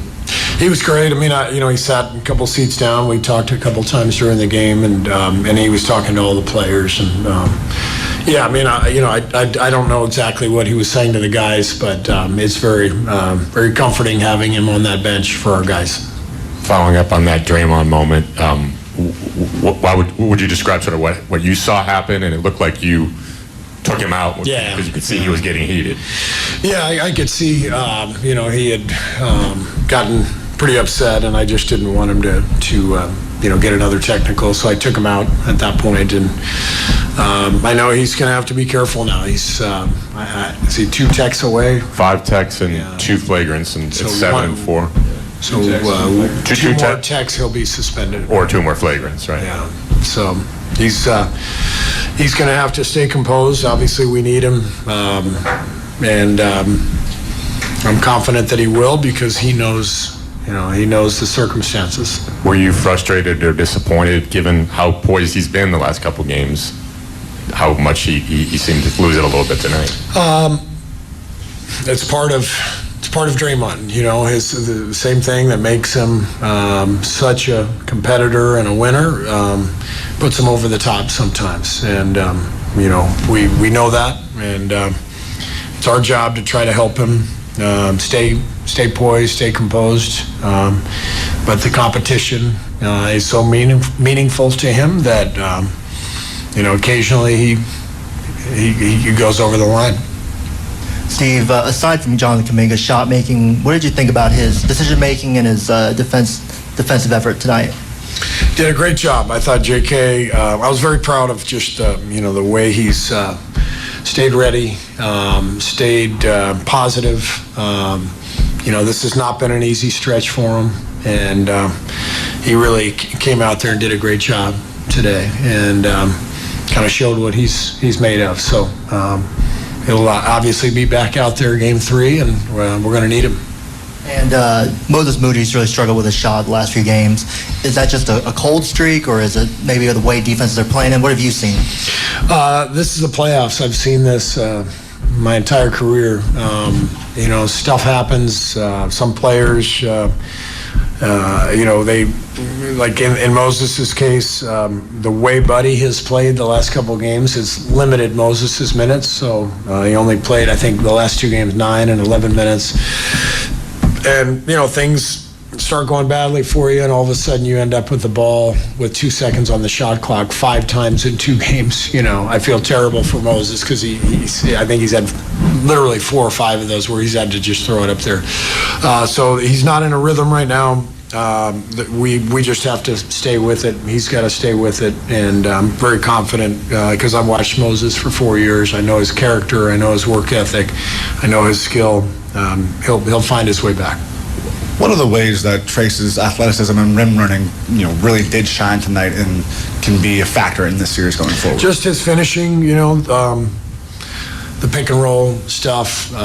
They're an athletic team. They're a big team, so to have a rim presence and threat is important, and he showed that tonight. It seemed like finishing around the rim has been a little bit of an up and down for him throughout the season. Where have you seen that maybe growth in the last month or so for him then? He's hardly played, frankly, the last month. But this is what makes the playoffs so strange. And it's the same way every year. Matchups dictate so much. Injuries dictate so much. Both Trace and JK have kind of been out of the loop, the last month or so. But all of a sudden, with Steph's injury, with the opponent that we're playing against, they're back in the forefront. So both of them, we provide the athleticism and the finishing that we're going to need against this team. One more Draymond question. It seemed like the play that sparked that was when Reed fouled him and he kind of, reached up, obviously. That looked similar to some other plays, the one in Houston. Is that, he's up obviously trying to sell the foul, or do you have to? It's just a habit he has. When somebody fouls him, and he's smart. So I think it was Reed reached, and on the reach, Draymond kind of swiped through and drew the foul. Right. But he does have a habit of sort of flailing his arm to try to make sure the ref sees it, and he made contact, and that's what led to the tech. I guess just all things considered, with where you guys are at, obviously Steph's injury, but going back 1-1, just how do you feel going back to San Francisco? Well, it's a hell of a trip, to come in here and split the first 2, coming off of a 7-game series, winning Game 7 on the road, and then starting this series 48 hours later. We couldn't ask for much more. This was very predictable how Minnesota would come out tonight, and sure enough, it was like 13-0 before we could blink. They came out with incredible defensive intensity. We knew they were coming after us. This is how it works. You have to, try to withstand the rush, which we did. Cut it to 7 in the second half, had our chances, but it wasn't meant to be. Minnesota played a great game. It's their game tonight, so we have to respond. What are the challenges in this series for Podziemski, and what more do you need from him? Yeah, the challenges are, with Steph out, he's playing more in the ball handling role that, he was in early in the season. And we've talked about it. He's at his best when he can kind of play off the second side, play as a secondary ball handler. We can still,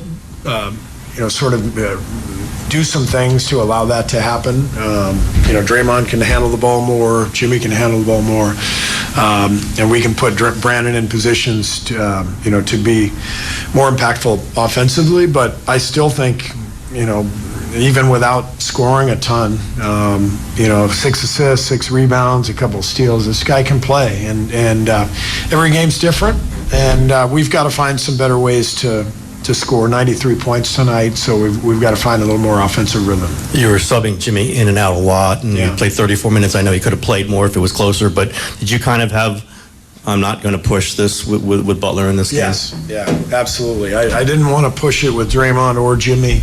I didn't want to chase this game unless it was really gettable, and we obviously made a push in the second half, but first half we went in going, we went into the game thinking we're playing a lot of people, short burst minutes, and try to protect Jimmy and Draymond. They've been playing huge minutes every other day, flying all over the country, so we had to weigh that. Thanks. Ooh, that was Steve Kerr in its entirety. Look, obviously there's a lot to pull from there, but I think that the final points are the most important. He said it. They didn't want to chase this game. It doesn't mean they didn't want to win the game. I think there's a clear distinction that needs to be made between those two statements. Not wanting to chase is not wanting to win, but I realize how it comes off and how it sounds, especially when you played 14 guys tonight in the first half of a game in which you could have potentially grabbed a 2-0 lead. I also think that we overlooked the taxation on the bodies, particularly of the older players on this team, but everyone as a whole who played big minutes in that 7-game Houston series. And I think that we might have, been tricked a little bit or felt like, hey, these guys didn't really feel it. Like, you move from the next series and you have 2 days. And I know the slate is wiped clean and it's a brand new basketball team with new strategies you got to come up with and different matchups you're game planning for. But that 7-game series, particularly the last 4 games every other day, clearly took its toll. And so the fact that the Warriors were able to get game 1 in spite of Steph's injury was a miracle in of itself. And this also kind of felt like a little bit like game 5 in a way, but with a different purpose. Game 5 of the Houston series, but with a different purpose. Game 5 of the Houston series was just simply, we got to give guys some rest. We're tired as hell. Rockets have been beating the crap out of us, and let's try and go get it in 6. Obviously, they didn't. They won it in 7. They moved on. Game 2 felt like, instead of, in addition to, I should say, getting the rest for some of their older players with not playing Jimmy a lot, not playing Draymond a lot, GP2 quietly didn't play a lot, Looney didn't play a lot, all the older guys on this team with a lot of mileage, we got to figure other things out about Minnesota. And I also think, too, this is important as well, and he didn't mention this part, but I do think it goes to saying this was an opportunity for Minnesota to tell the Warriors that without Steph Curry, they have no chance. You lose your best player, you are done. And I know that they won by 24 points. The final score does not indicate to me the gap between these two teams. Minnesota tried to get this game. They played better, much more so than game 1. And the Warriors still, despite throwing hockey line changes, despite playing guys in the G League from earlier this year, despite not playing their best starters and going for this win, this was a 7-point game in the third quarter. And obviously, Kerr didn't think that this was a game that they could go out and get because it quickly got pushed to 12. Then the subs came in. Things got away from them. 20-point game at the end of the third quarter, all the rest. But Minnesota did not look like a team that is going to, in my opinion, wax the Warriors over the next 3 games and be done with this series quick because they lost their best player. This is a Minnesota team that is gettable.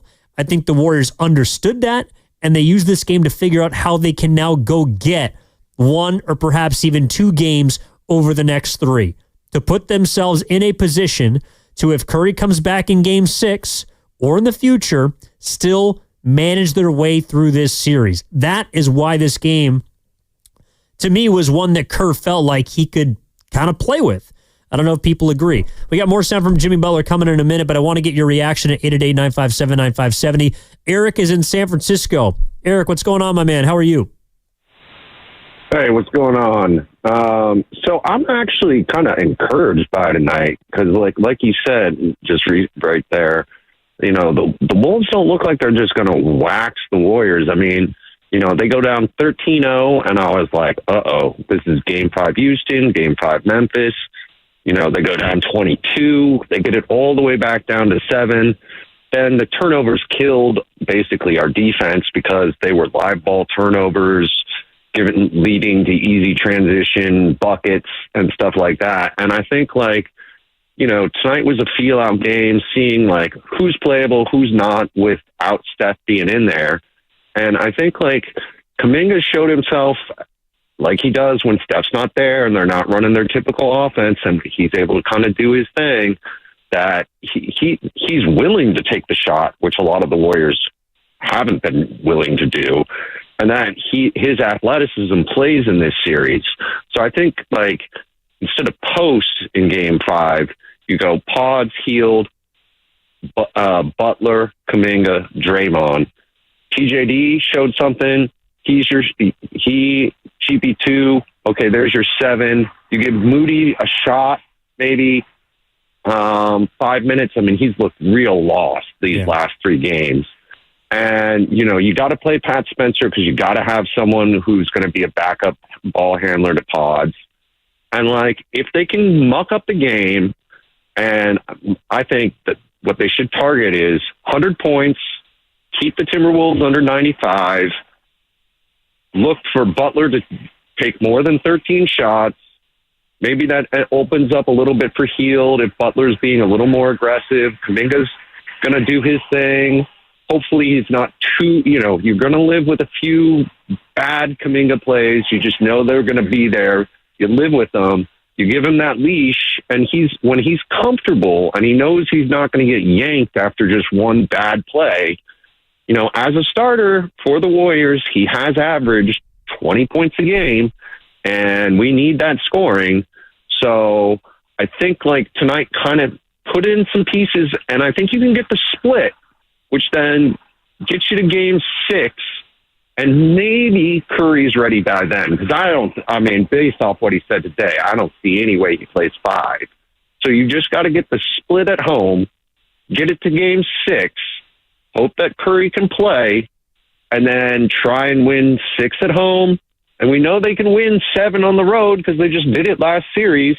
And I personally was more impressed with the Rockets so far than I have been with the Timberwolves. And we know that in the Lakers series, they shot lights out in Game 1 from 3. And then Games 2 through 5, they shot 25% from 3. So maybe there's a little more regression to the mean. You know, Dante's not hitting those threes. Hopefully Naz Reid doesn't continue to kill the Dubs.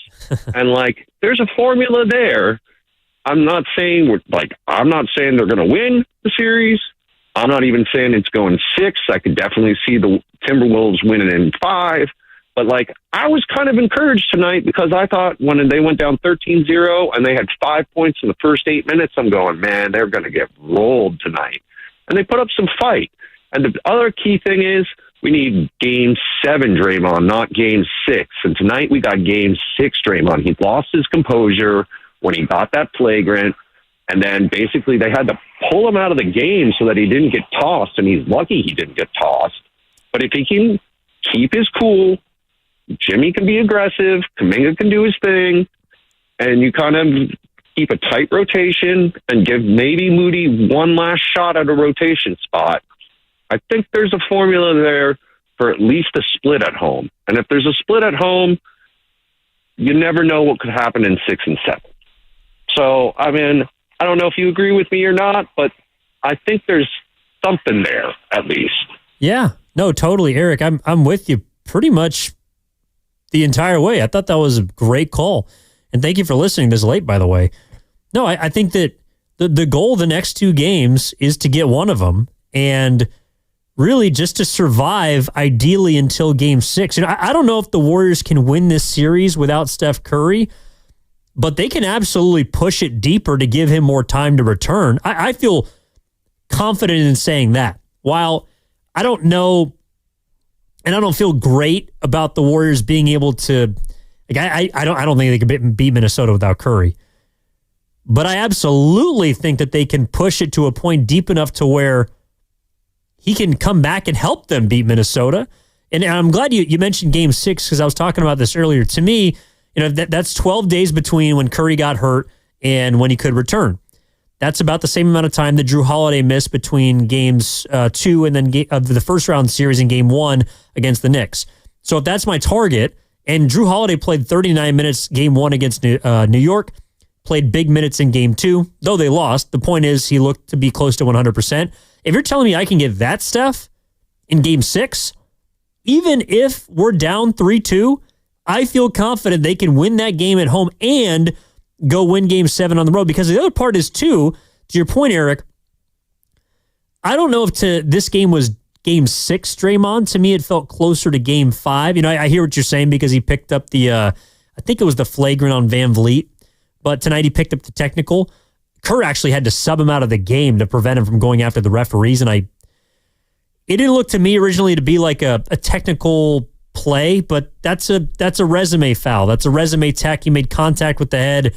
The refs are kind of locked into what Draymond has been doing or not been able to control doing with his body. You're just going to get hit for that. And he had something to say about it after the game, which we can absolutely get to. But between Games 5 and Game 6, you get 3 days of rest. That's not just big for Curry. That's huge for Jimmy Butler and Draymond Green. And to your point about the rotation, I don't necessarily think that someone like Pat Spencer needs to play a bunch because whatever minutes you would allocate to him, to me, you just give to Jimmy Butler to run the offense.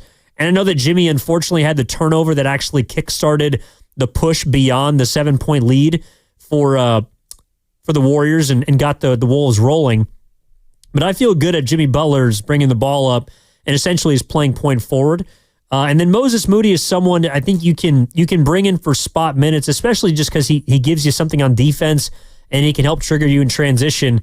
But I can't rely on him so much for big minutes. To me, the two players that obviously earned more minutes tonight were Jonathan Kuminga and Trace Jackson Davis. All right, this is a little bit more from post-game sound. What's the game plan, Jimmy Butler? What's the game plan? What's the next steps of this experimentation, this Rick and Morty science experiment you guys pulled tonight? It's going to be a lot more attacking and hitting the open guy and attacking again. It's everybody knows it's difficult to recreate or even get close to doing what he does. But we're going to have to find a way. So we go to the tapes, talk about it, and execute it to the best of our abilities. Attacking and attacking again. That to me screams, and I think you saw it in the third quarter, picking a matchup and hunting them relentlessly. Now, they're going to have to figure out what they'll do when the Wolves go smaller because you can't, I do think that the Minnesota defense and really the key to their small lineup is Randall's defensive ability. He's tougher than people give him credit for, but when Gobert's on the floor, you can put him in action every time down. I think the Warriors are able to get a decent amount of looks, especially Kuminga and Butler. But when they go small, you got DiVincenzo out there. Assuming Mike Conley's off the floor, that's another guy too. I actually think the Warriors can take advantage of in this series. He's a little older. He is a calming presence for Minnesota, and I think his value is a bit understated for that team. But defensively, when he and Gobert are out there, I think those are two players the Warriors can pick on a bit.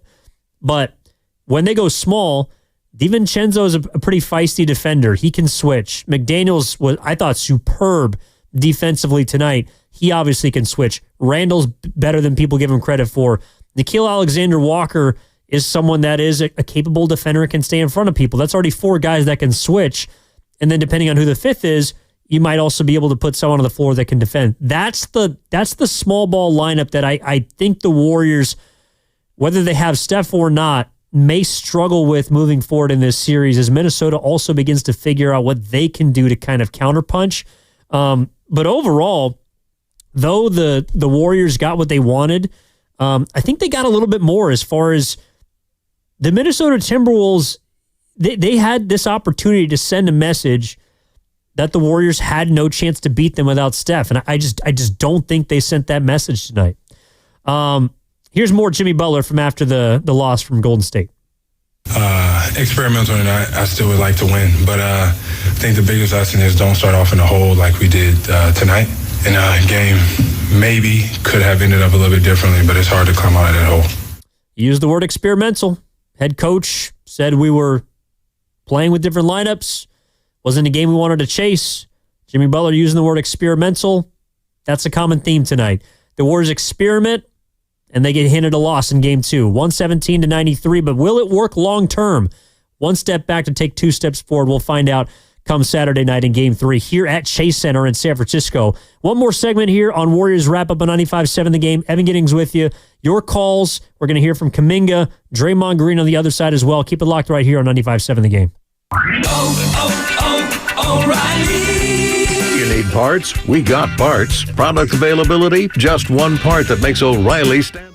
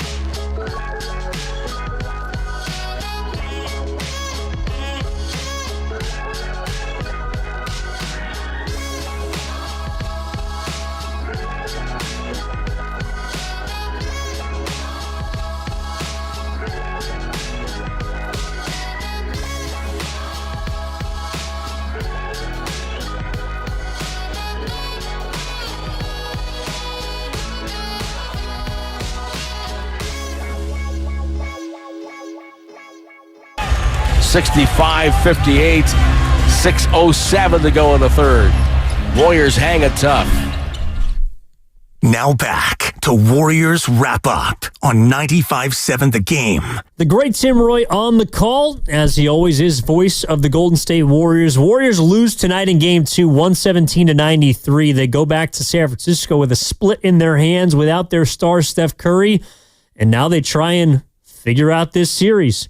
Before we get to Draymond Green, who had just one very simple message after the game, kind of based on that technical foul he picked up in the first half, which I do want to get to, and also bring in our network coordinator, Cam Williams, to discuss. I think it's an interesting conversation. Let's listen to some more post-game sound here. We heard from Kerr. We heard from Butler. Experimentation, a lot of different players, combinations, throwing stuff at the board. Will it stick? Will it not? Played 14 guys in the first half. First time in a playoff game since 1998 that's happened. I actually would love to go back and see whether that game was a blowout immediately, because I can't imagine any team would actually do that if they were trying to win a game off the bat. But here's Jonathan Kuminga, who is kind of a bright spot for the Warriors tonight. Look, hit his first 8 shots, played with more confidence than I've seen from him probably since the Lakers game at the tail end of the regular season. Certainly one of his better performances since he's come back from injury, and considering the spot in the postseason, a nice game for him. Not a great game, but a good game. 18 points off the bench in 26 minutes, and certainly earned himself some more tick moving forward. Had the biggest play of the game, probably the biggest highlight of the game. Drove baseline in the third quarter on Rudy Gobert, flushed it reverse style. Maybe should have been an and one. Here's what he thought about the dunk. I don't know, a lot of people didn't see it, but Draymond hit me, and I was trying to find Jimmy, and Jimmy was like, go. Because once he saw Gobert on me, he was just like, go, go. And I was like, wow, this is the moment. Might as well just make something good happen. And I think, just having Draymond and Jimmy telling me to go, that's a big trust, and they just had to make something happen. Had to make something up. Well, that's where, you can still tell. Kuminga's he's playing, and the ball is just being rolled out there. But, I think to his point, if you can get that experience in the postseason, you get that affirmation from your star player alongside you, you see that big man, just take him. You can make that play. That's the kind of confidence that can become a bit infectious and can hopefully get the ball rolling. Because, I haven't thought that Kuminga's fit a whole lot in the postseason prior to tonight. But without Steph, they need someone who can score points. And there's still clearly, some flaws. He's not going to go 8 for 8 every single game. But Kuminga was good enough that Kerr started him the second half, and it was a big reason why they got back into this game. That combination of Podziemski, Hield, Butler, Kuminga, and Draymond started the third quarter 16-6. That's a plus 10. Against the Wolves starters, by the way. This wasn't against their bench. This wasn't against the second unit. That combination played well together. And that's absolutely something I think the Warriors have to think about going into Game 5. Whether it's starting Trace Jackson-Davis at the 5 to allow Draymond to be his best self defensively as that safety, that roaming center fielder who we saw down the tail end of actually last season, TJD's rookie year, really come into his own, and they played their best defense as a team together when those two were paired at the 4 and the 5. To me, it's either Trace Jackson-Davis into the starting lineup, or it's Jonathan Kuminga. And it's that 5 that we saw to begin the second quarter when I would say they had their best stretch of basketball in the game. Granted, there wasn't a ton of them, but that 5, again, that I mentioned, they played their best ball. And so to answer the question, we talked about it earlier, who's in their top 9? This was a contribution earlier from the Boxer and Gerson work injury attorneys text line. Draymond, Butler, Hield, Pods, J.K. Looney, TJD, GP2, Santos. I would think a little bit broader here. Obviously, Draymond and Butler are 2. Buddy Hield is 3rd. I know some people didn't like the way that Pods played tonight and the way that he's been playing, but I'm sorry. With the lack of guards that they have, he's got to play. I would also point to the fact he was the only positive tonight. Kuminga is now in that top 9 for me, and so is Trace Jackson-Davis. GP2 also is. And instead of Guy Santos, I would throw Moses Moody in there, to me, as far as playable players. That would be my top 8. And the 9th guy is probably Kevon Looney. Actually, I take that back. I know that he was awful tonight in his first 3 minutes, but if you're going to generate some offense and you're choosing that true 5 to be TJD or Looney, that 9th spot might have to go to Quentin Post, just because when he does have it going, he's got to shoot it. So if I'm going to pick a top 9, it's Draymond, Jimmy, Hield, Pajemski, Kuminga, Trace Jackson-Davis, GP2, and then either Post or Looney. Like that's the rotation that I'm going with. If you have a comment on that, you want to get into it, here for you. We got about 20 more minutes left in this segment, and then I'm at 11 o'clock. I'll let you go. It's been a long one. It's been a fun one here on Warriors this week. Warriors wrap up. That's with my guy Dan. I'm getting tired here. Thank you, by the way, to the 510, Dave in Kensington, right above my hometown of El Cerrito. Thank you for listening. Appreciate the support. Thank you to everybody in our YouTube chat, powered by First NorCal Credit Union. Cam, do you want to do this? All right, let's get into it, because everyone's going to be talking about it tomorrow. I think it's obviously it's divisive, it's polarizing, but it's Draymond Green. So Draymond picks up a technical foul. Let's see here. He picks up a tech at the 8:15 mark of the second quarter. 16-point game at that point, but is on the wing.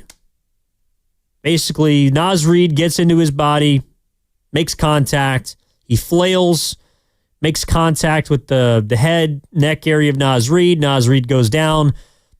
They call a foul. They go to review it. It is upgraded to a technical foul. And it's Draymond's 5th. You get 7 technical points in the postseason before you are suspended for a game. Draymond Green also has 2 flagrant points, and you get 4 flagrant points before you get suspended for a game. So one or the other. You either get 7 techs or 4 flagrants. Draymond's pretty damn close to both, so he's playing with some fire here. But he really did not agree with that call, the review.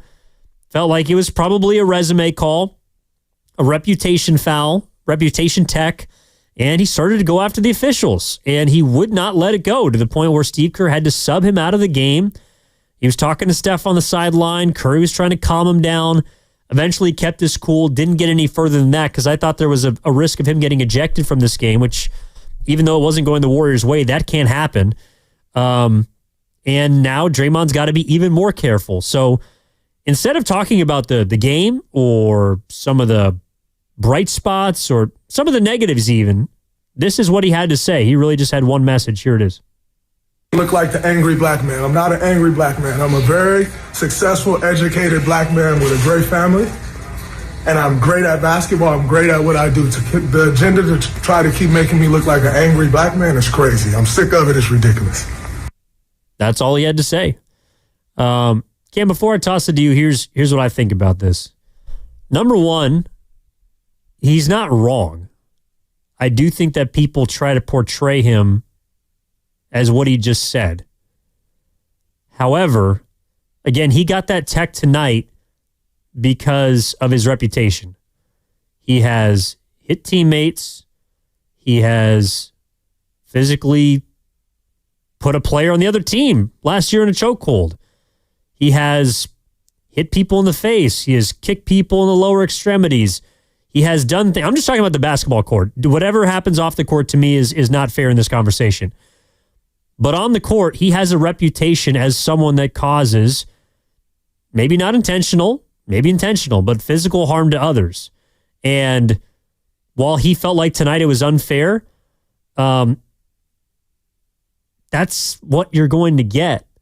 And I don't think it's fair that people portray him as the angry black man, but getting a tech like he did tonight, whether it was a flop or accentuated or whatever, which I actually think, I mean, he did make contact with his head.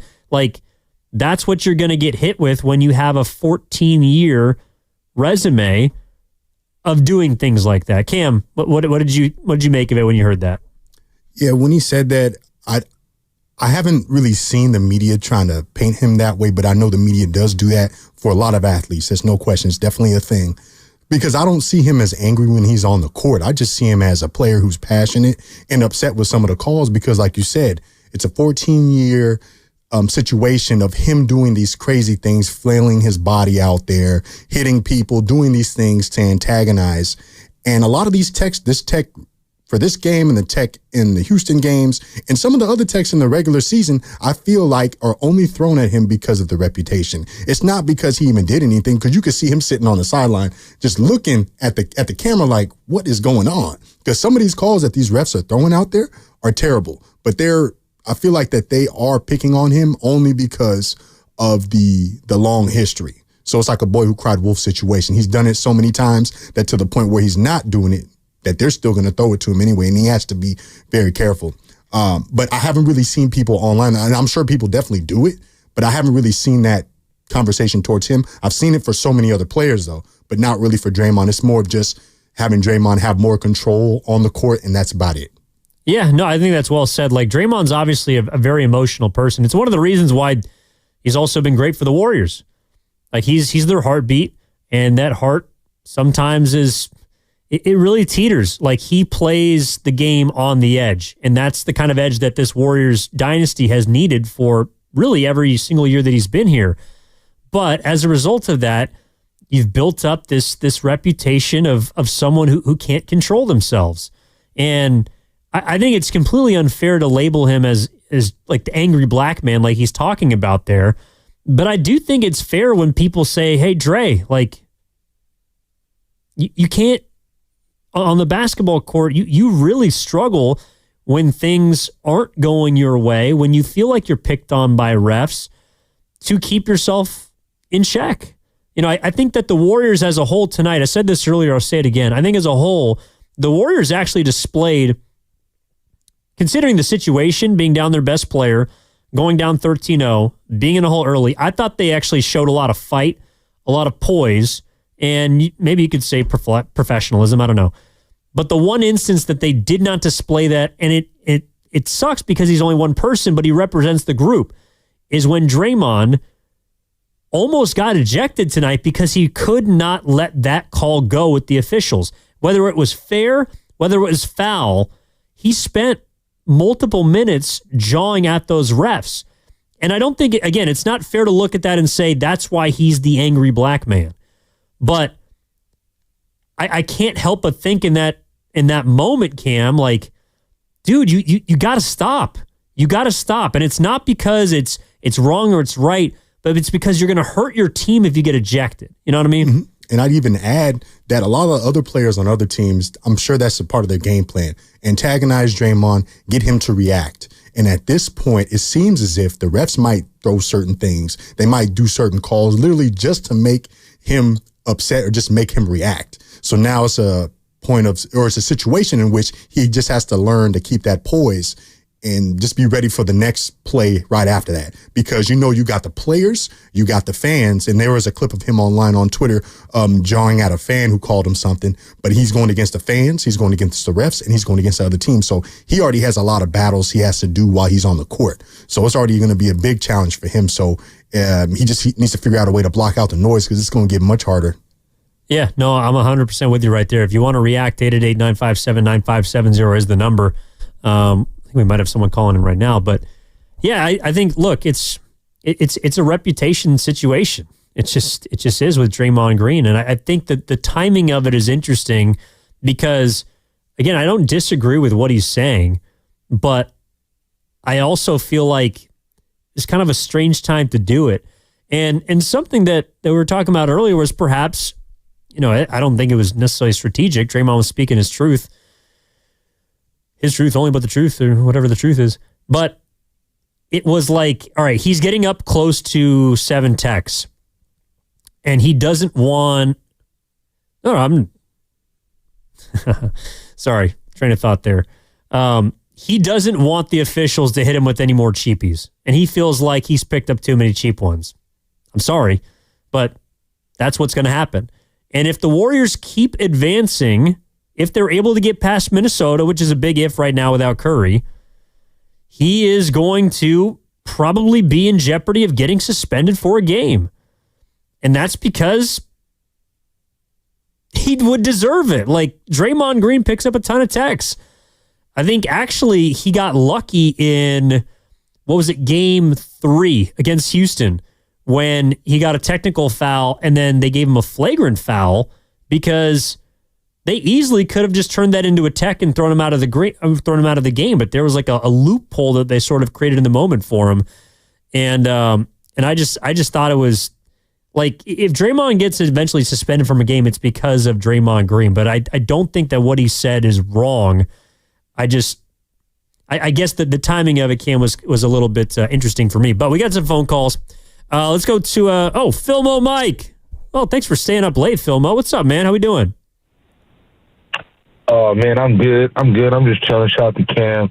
Shout out to you doing your thing. I just feel like, man, I don't know if you follow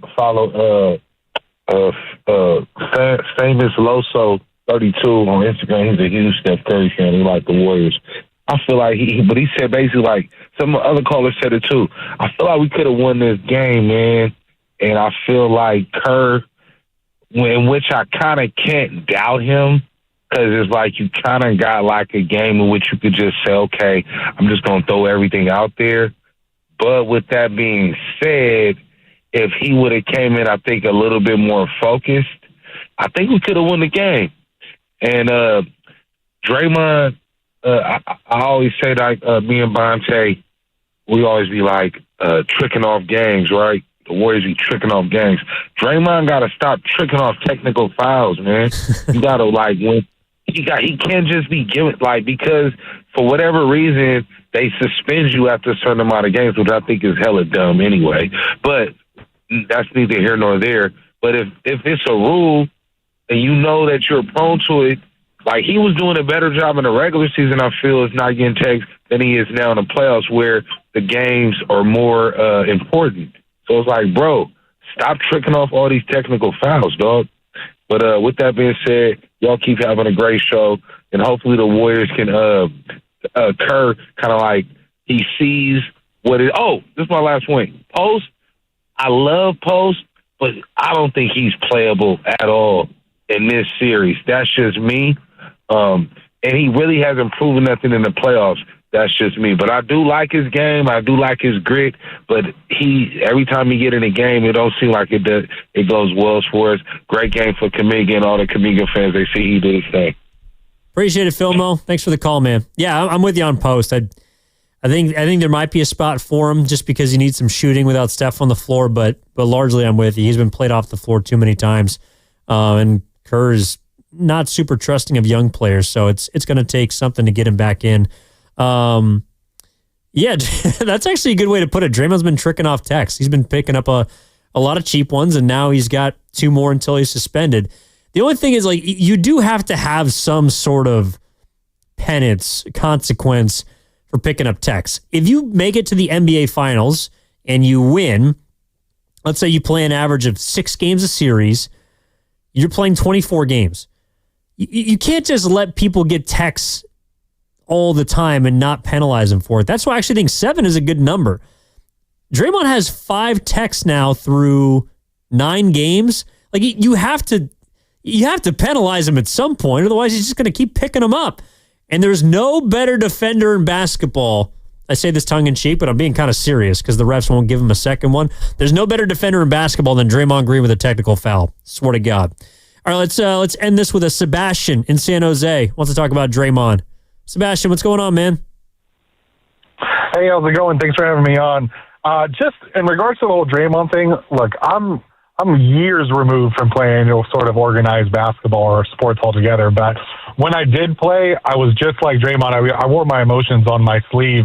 But one thing my coach always told me was, never in the history of ever did anybody reverse a referee's mind. Like, once the call is made, there is nothing you, God, or anybody else in that stadium could say to change the call, unless with the exception of like the challenging or whatnot. But my point is, Draymond, years back when he got suspended and we lost that 3-1 to Cleveland, we just need him there. We need him there, and he's more important on the court than getting himself in trouble. And I feel like the fact that no one sat him aside and told him, what are you doing? Yeah, no, I'm with you, Sebastian. But that's who he is. Like, it's the dichotomy of Draymond. He's great one day. It feels like he's off the next, and you never know when he's going to be in a good mood and when he might be in the mood to flail and hit somebody. It's just, I've also come to understand, like, this guy clearly just doesn't have great control over his limbs. Like, I mean, seriously, he hits so many people when he's trying to draw a foul. Draymond, it's funny because, like, Jimmy Butler, I think, is a great grifter, right? He's a great free throw draw, I don't know whatever you want to call it, foul baiter. Draymond Green's an awful grifter because he always seems to inflict harm and damage to the opponent more than he's trying to get a free throw or a foul. I mean, in the last series, he ended up knocking Fred VanVleet in the head. Tonight, he catches Naz Reid with a inadvertent elbow. Like, he just doesn't have great control over his body. Unless, of course, he's trying to get a stop on Alperen Şengün in the final possession of a big playoff game and makes a DPOY level play. That's the part about Draymond that's so confusing for someone who doesn't appear to have, great control in particular situations. He is also one of the most, when you need him, well-coordinated defensive technicians we have ever seen, I think, in my generation. And look, Draymond, he's a big part of this team. They're going to need him to beat Minnesota, maybe more so than ever before because Steph is not playing. And they need him to try and keep his emotions in check as much as humanly possible. So, I hear him. I'm sure everyone will be discussing it tomorrow. But that's just going to just about put a bow on it for us. I will say also, my final thoughts kind of tonight. I think you have to look at playoff series. You have to look at them as a whole. You cannot look at the games individually because I understand why people are angry about Kerr, in Philmo Mike's own words, maybe tricking off this game or using this game or not going for this game, not chasing this game in his own words. But if it is a move that helps the Warriors in games 3 and game 4 and beyond, in case they don't get Steph Curry back for the remainder of this series, and it works, it's going to look like a genius move. And that's why I would reserve judgment. I personally am reserving judgment on the game tonight. What the Warriors did, how they played. It's not just Kerr, by the way. It's how Draymond played. To me, he wasn't as engaged as he normally is. Jimmy Butler was more passive than we've been accustomed to seeing him. Some of the veterans looked a little sluggish. The players overall, I thought, were kind of rolling the ball out there a little bit. There wasn't as much, clearly, game planning as there typically is. They were trying to figure out what could work tonight for the future. And I'm reserving my judgment for the end of this series. If the Warriors lose in 5, hell, if they lose in 7, then this was a game that might have cost them. But if they win this series, if they thread this needle and it works perfectly, that's going to be one of the biggest chess moves, one of the best chess moves that Steve Kerr, as a head coach, who has a history of chess moves that have helped his team win basketball games and win series, it's going to be one of the best chess moves he ever played. That's how I'm looking at it. It doesn't mean tonight was given away unless they fall ultimately in the series. So I can't fault Kerr yet for what he did tonight and for how the Warriors played. All right, Game 3 is coming up on Saturday. Again, looking forward to that one. The Warriors and the Wolves tied at 1. It's going to be here at Chase Center. It's going to be an exciting game. It's going to be in front of a raucous crowd. And oh, by the way, Anthony Edwards is coming back to the Bay Area. 5:30 ABC. Big game, nationally televised platform. And of course, you can catch all the action right here on 95.7 The Game. But tomorrow, 6 to 10, Joe Spadoni, Joe Shasky from 10 to 2, Matt Steinmetz, Daryl the Guru Johnson from 2 to 6, Willard and Dibbs, Mark Willard and Dan Dibley. And that is going to do it for us tonight. Keep it locked all day tomorrow. Your post-Dubs reaction. They lose Game 2, 117-93. But a big thank you to everybody who called in tonight, who texted in on the Boxer McGerson Work Injury Attorneys text line, who shot us a note on YouTube, powered by First NorCal Credit Union. Big thank you to Chris O'Connell, cutting everything up for us tonight. Everything you heard post-game, that's because of Chris. Does a fantastic job for us always. Big thank you to Cam Williams, my guy, our Warriors Network coordinator for all 82 plus more here on 95.7 The Game. My name is Evan Giddings, saying so long on Warriors Wrap-Up right here. We'll be back with you this weekend and all day tomorrow on a payday Friday, no mind you. Have a good rest of your night. And thank you for tuning in to Warriors Wrap-Up on 95.7 The Game. Our daughter Jessie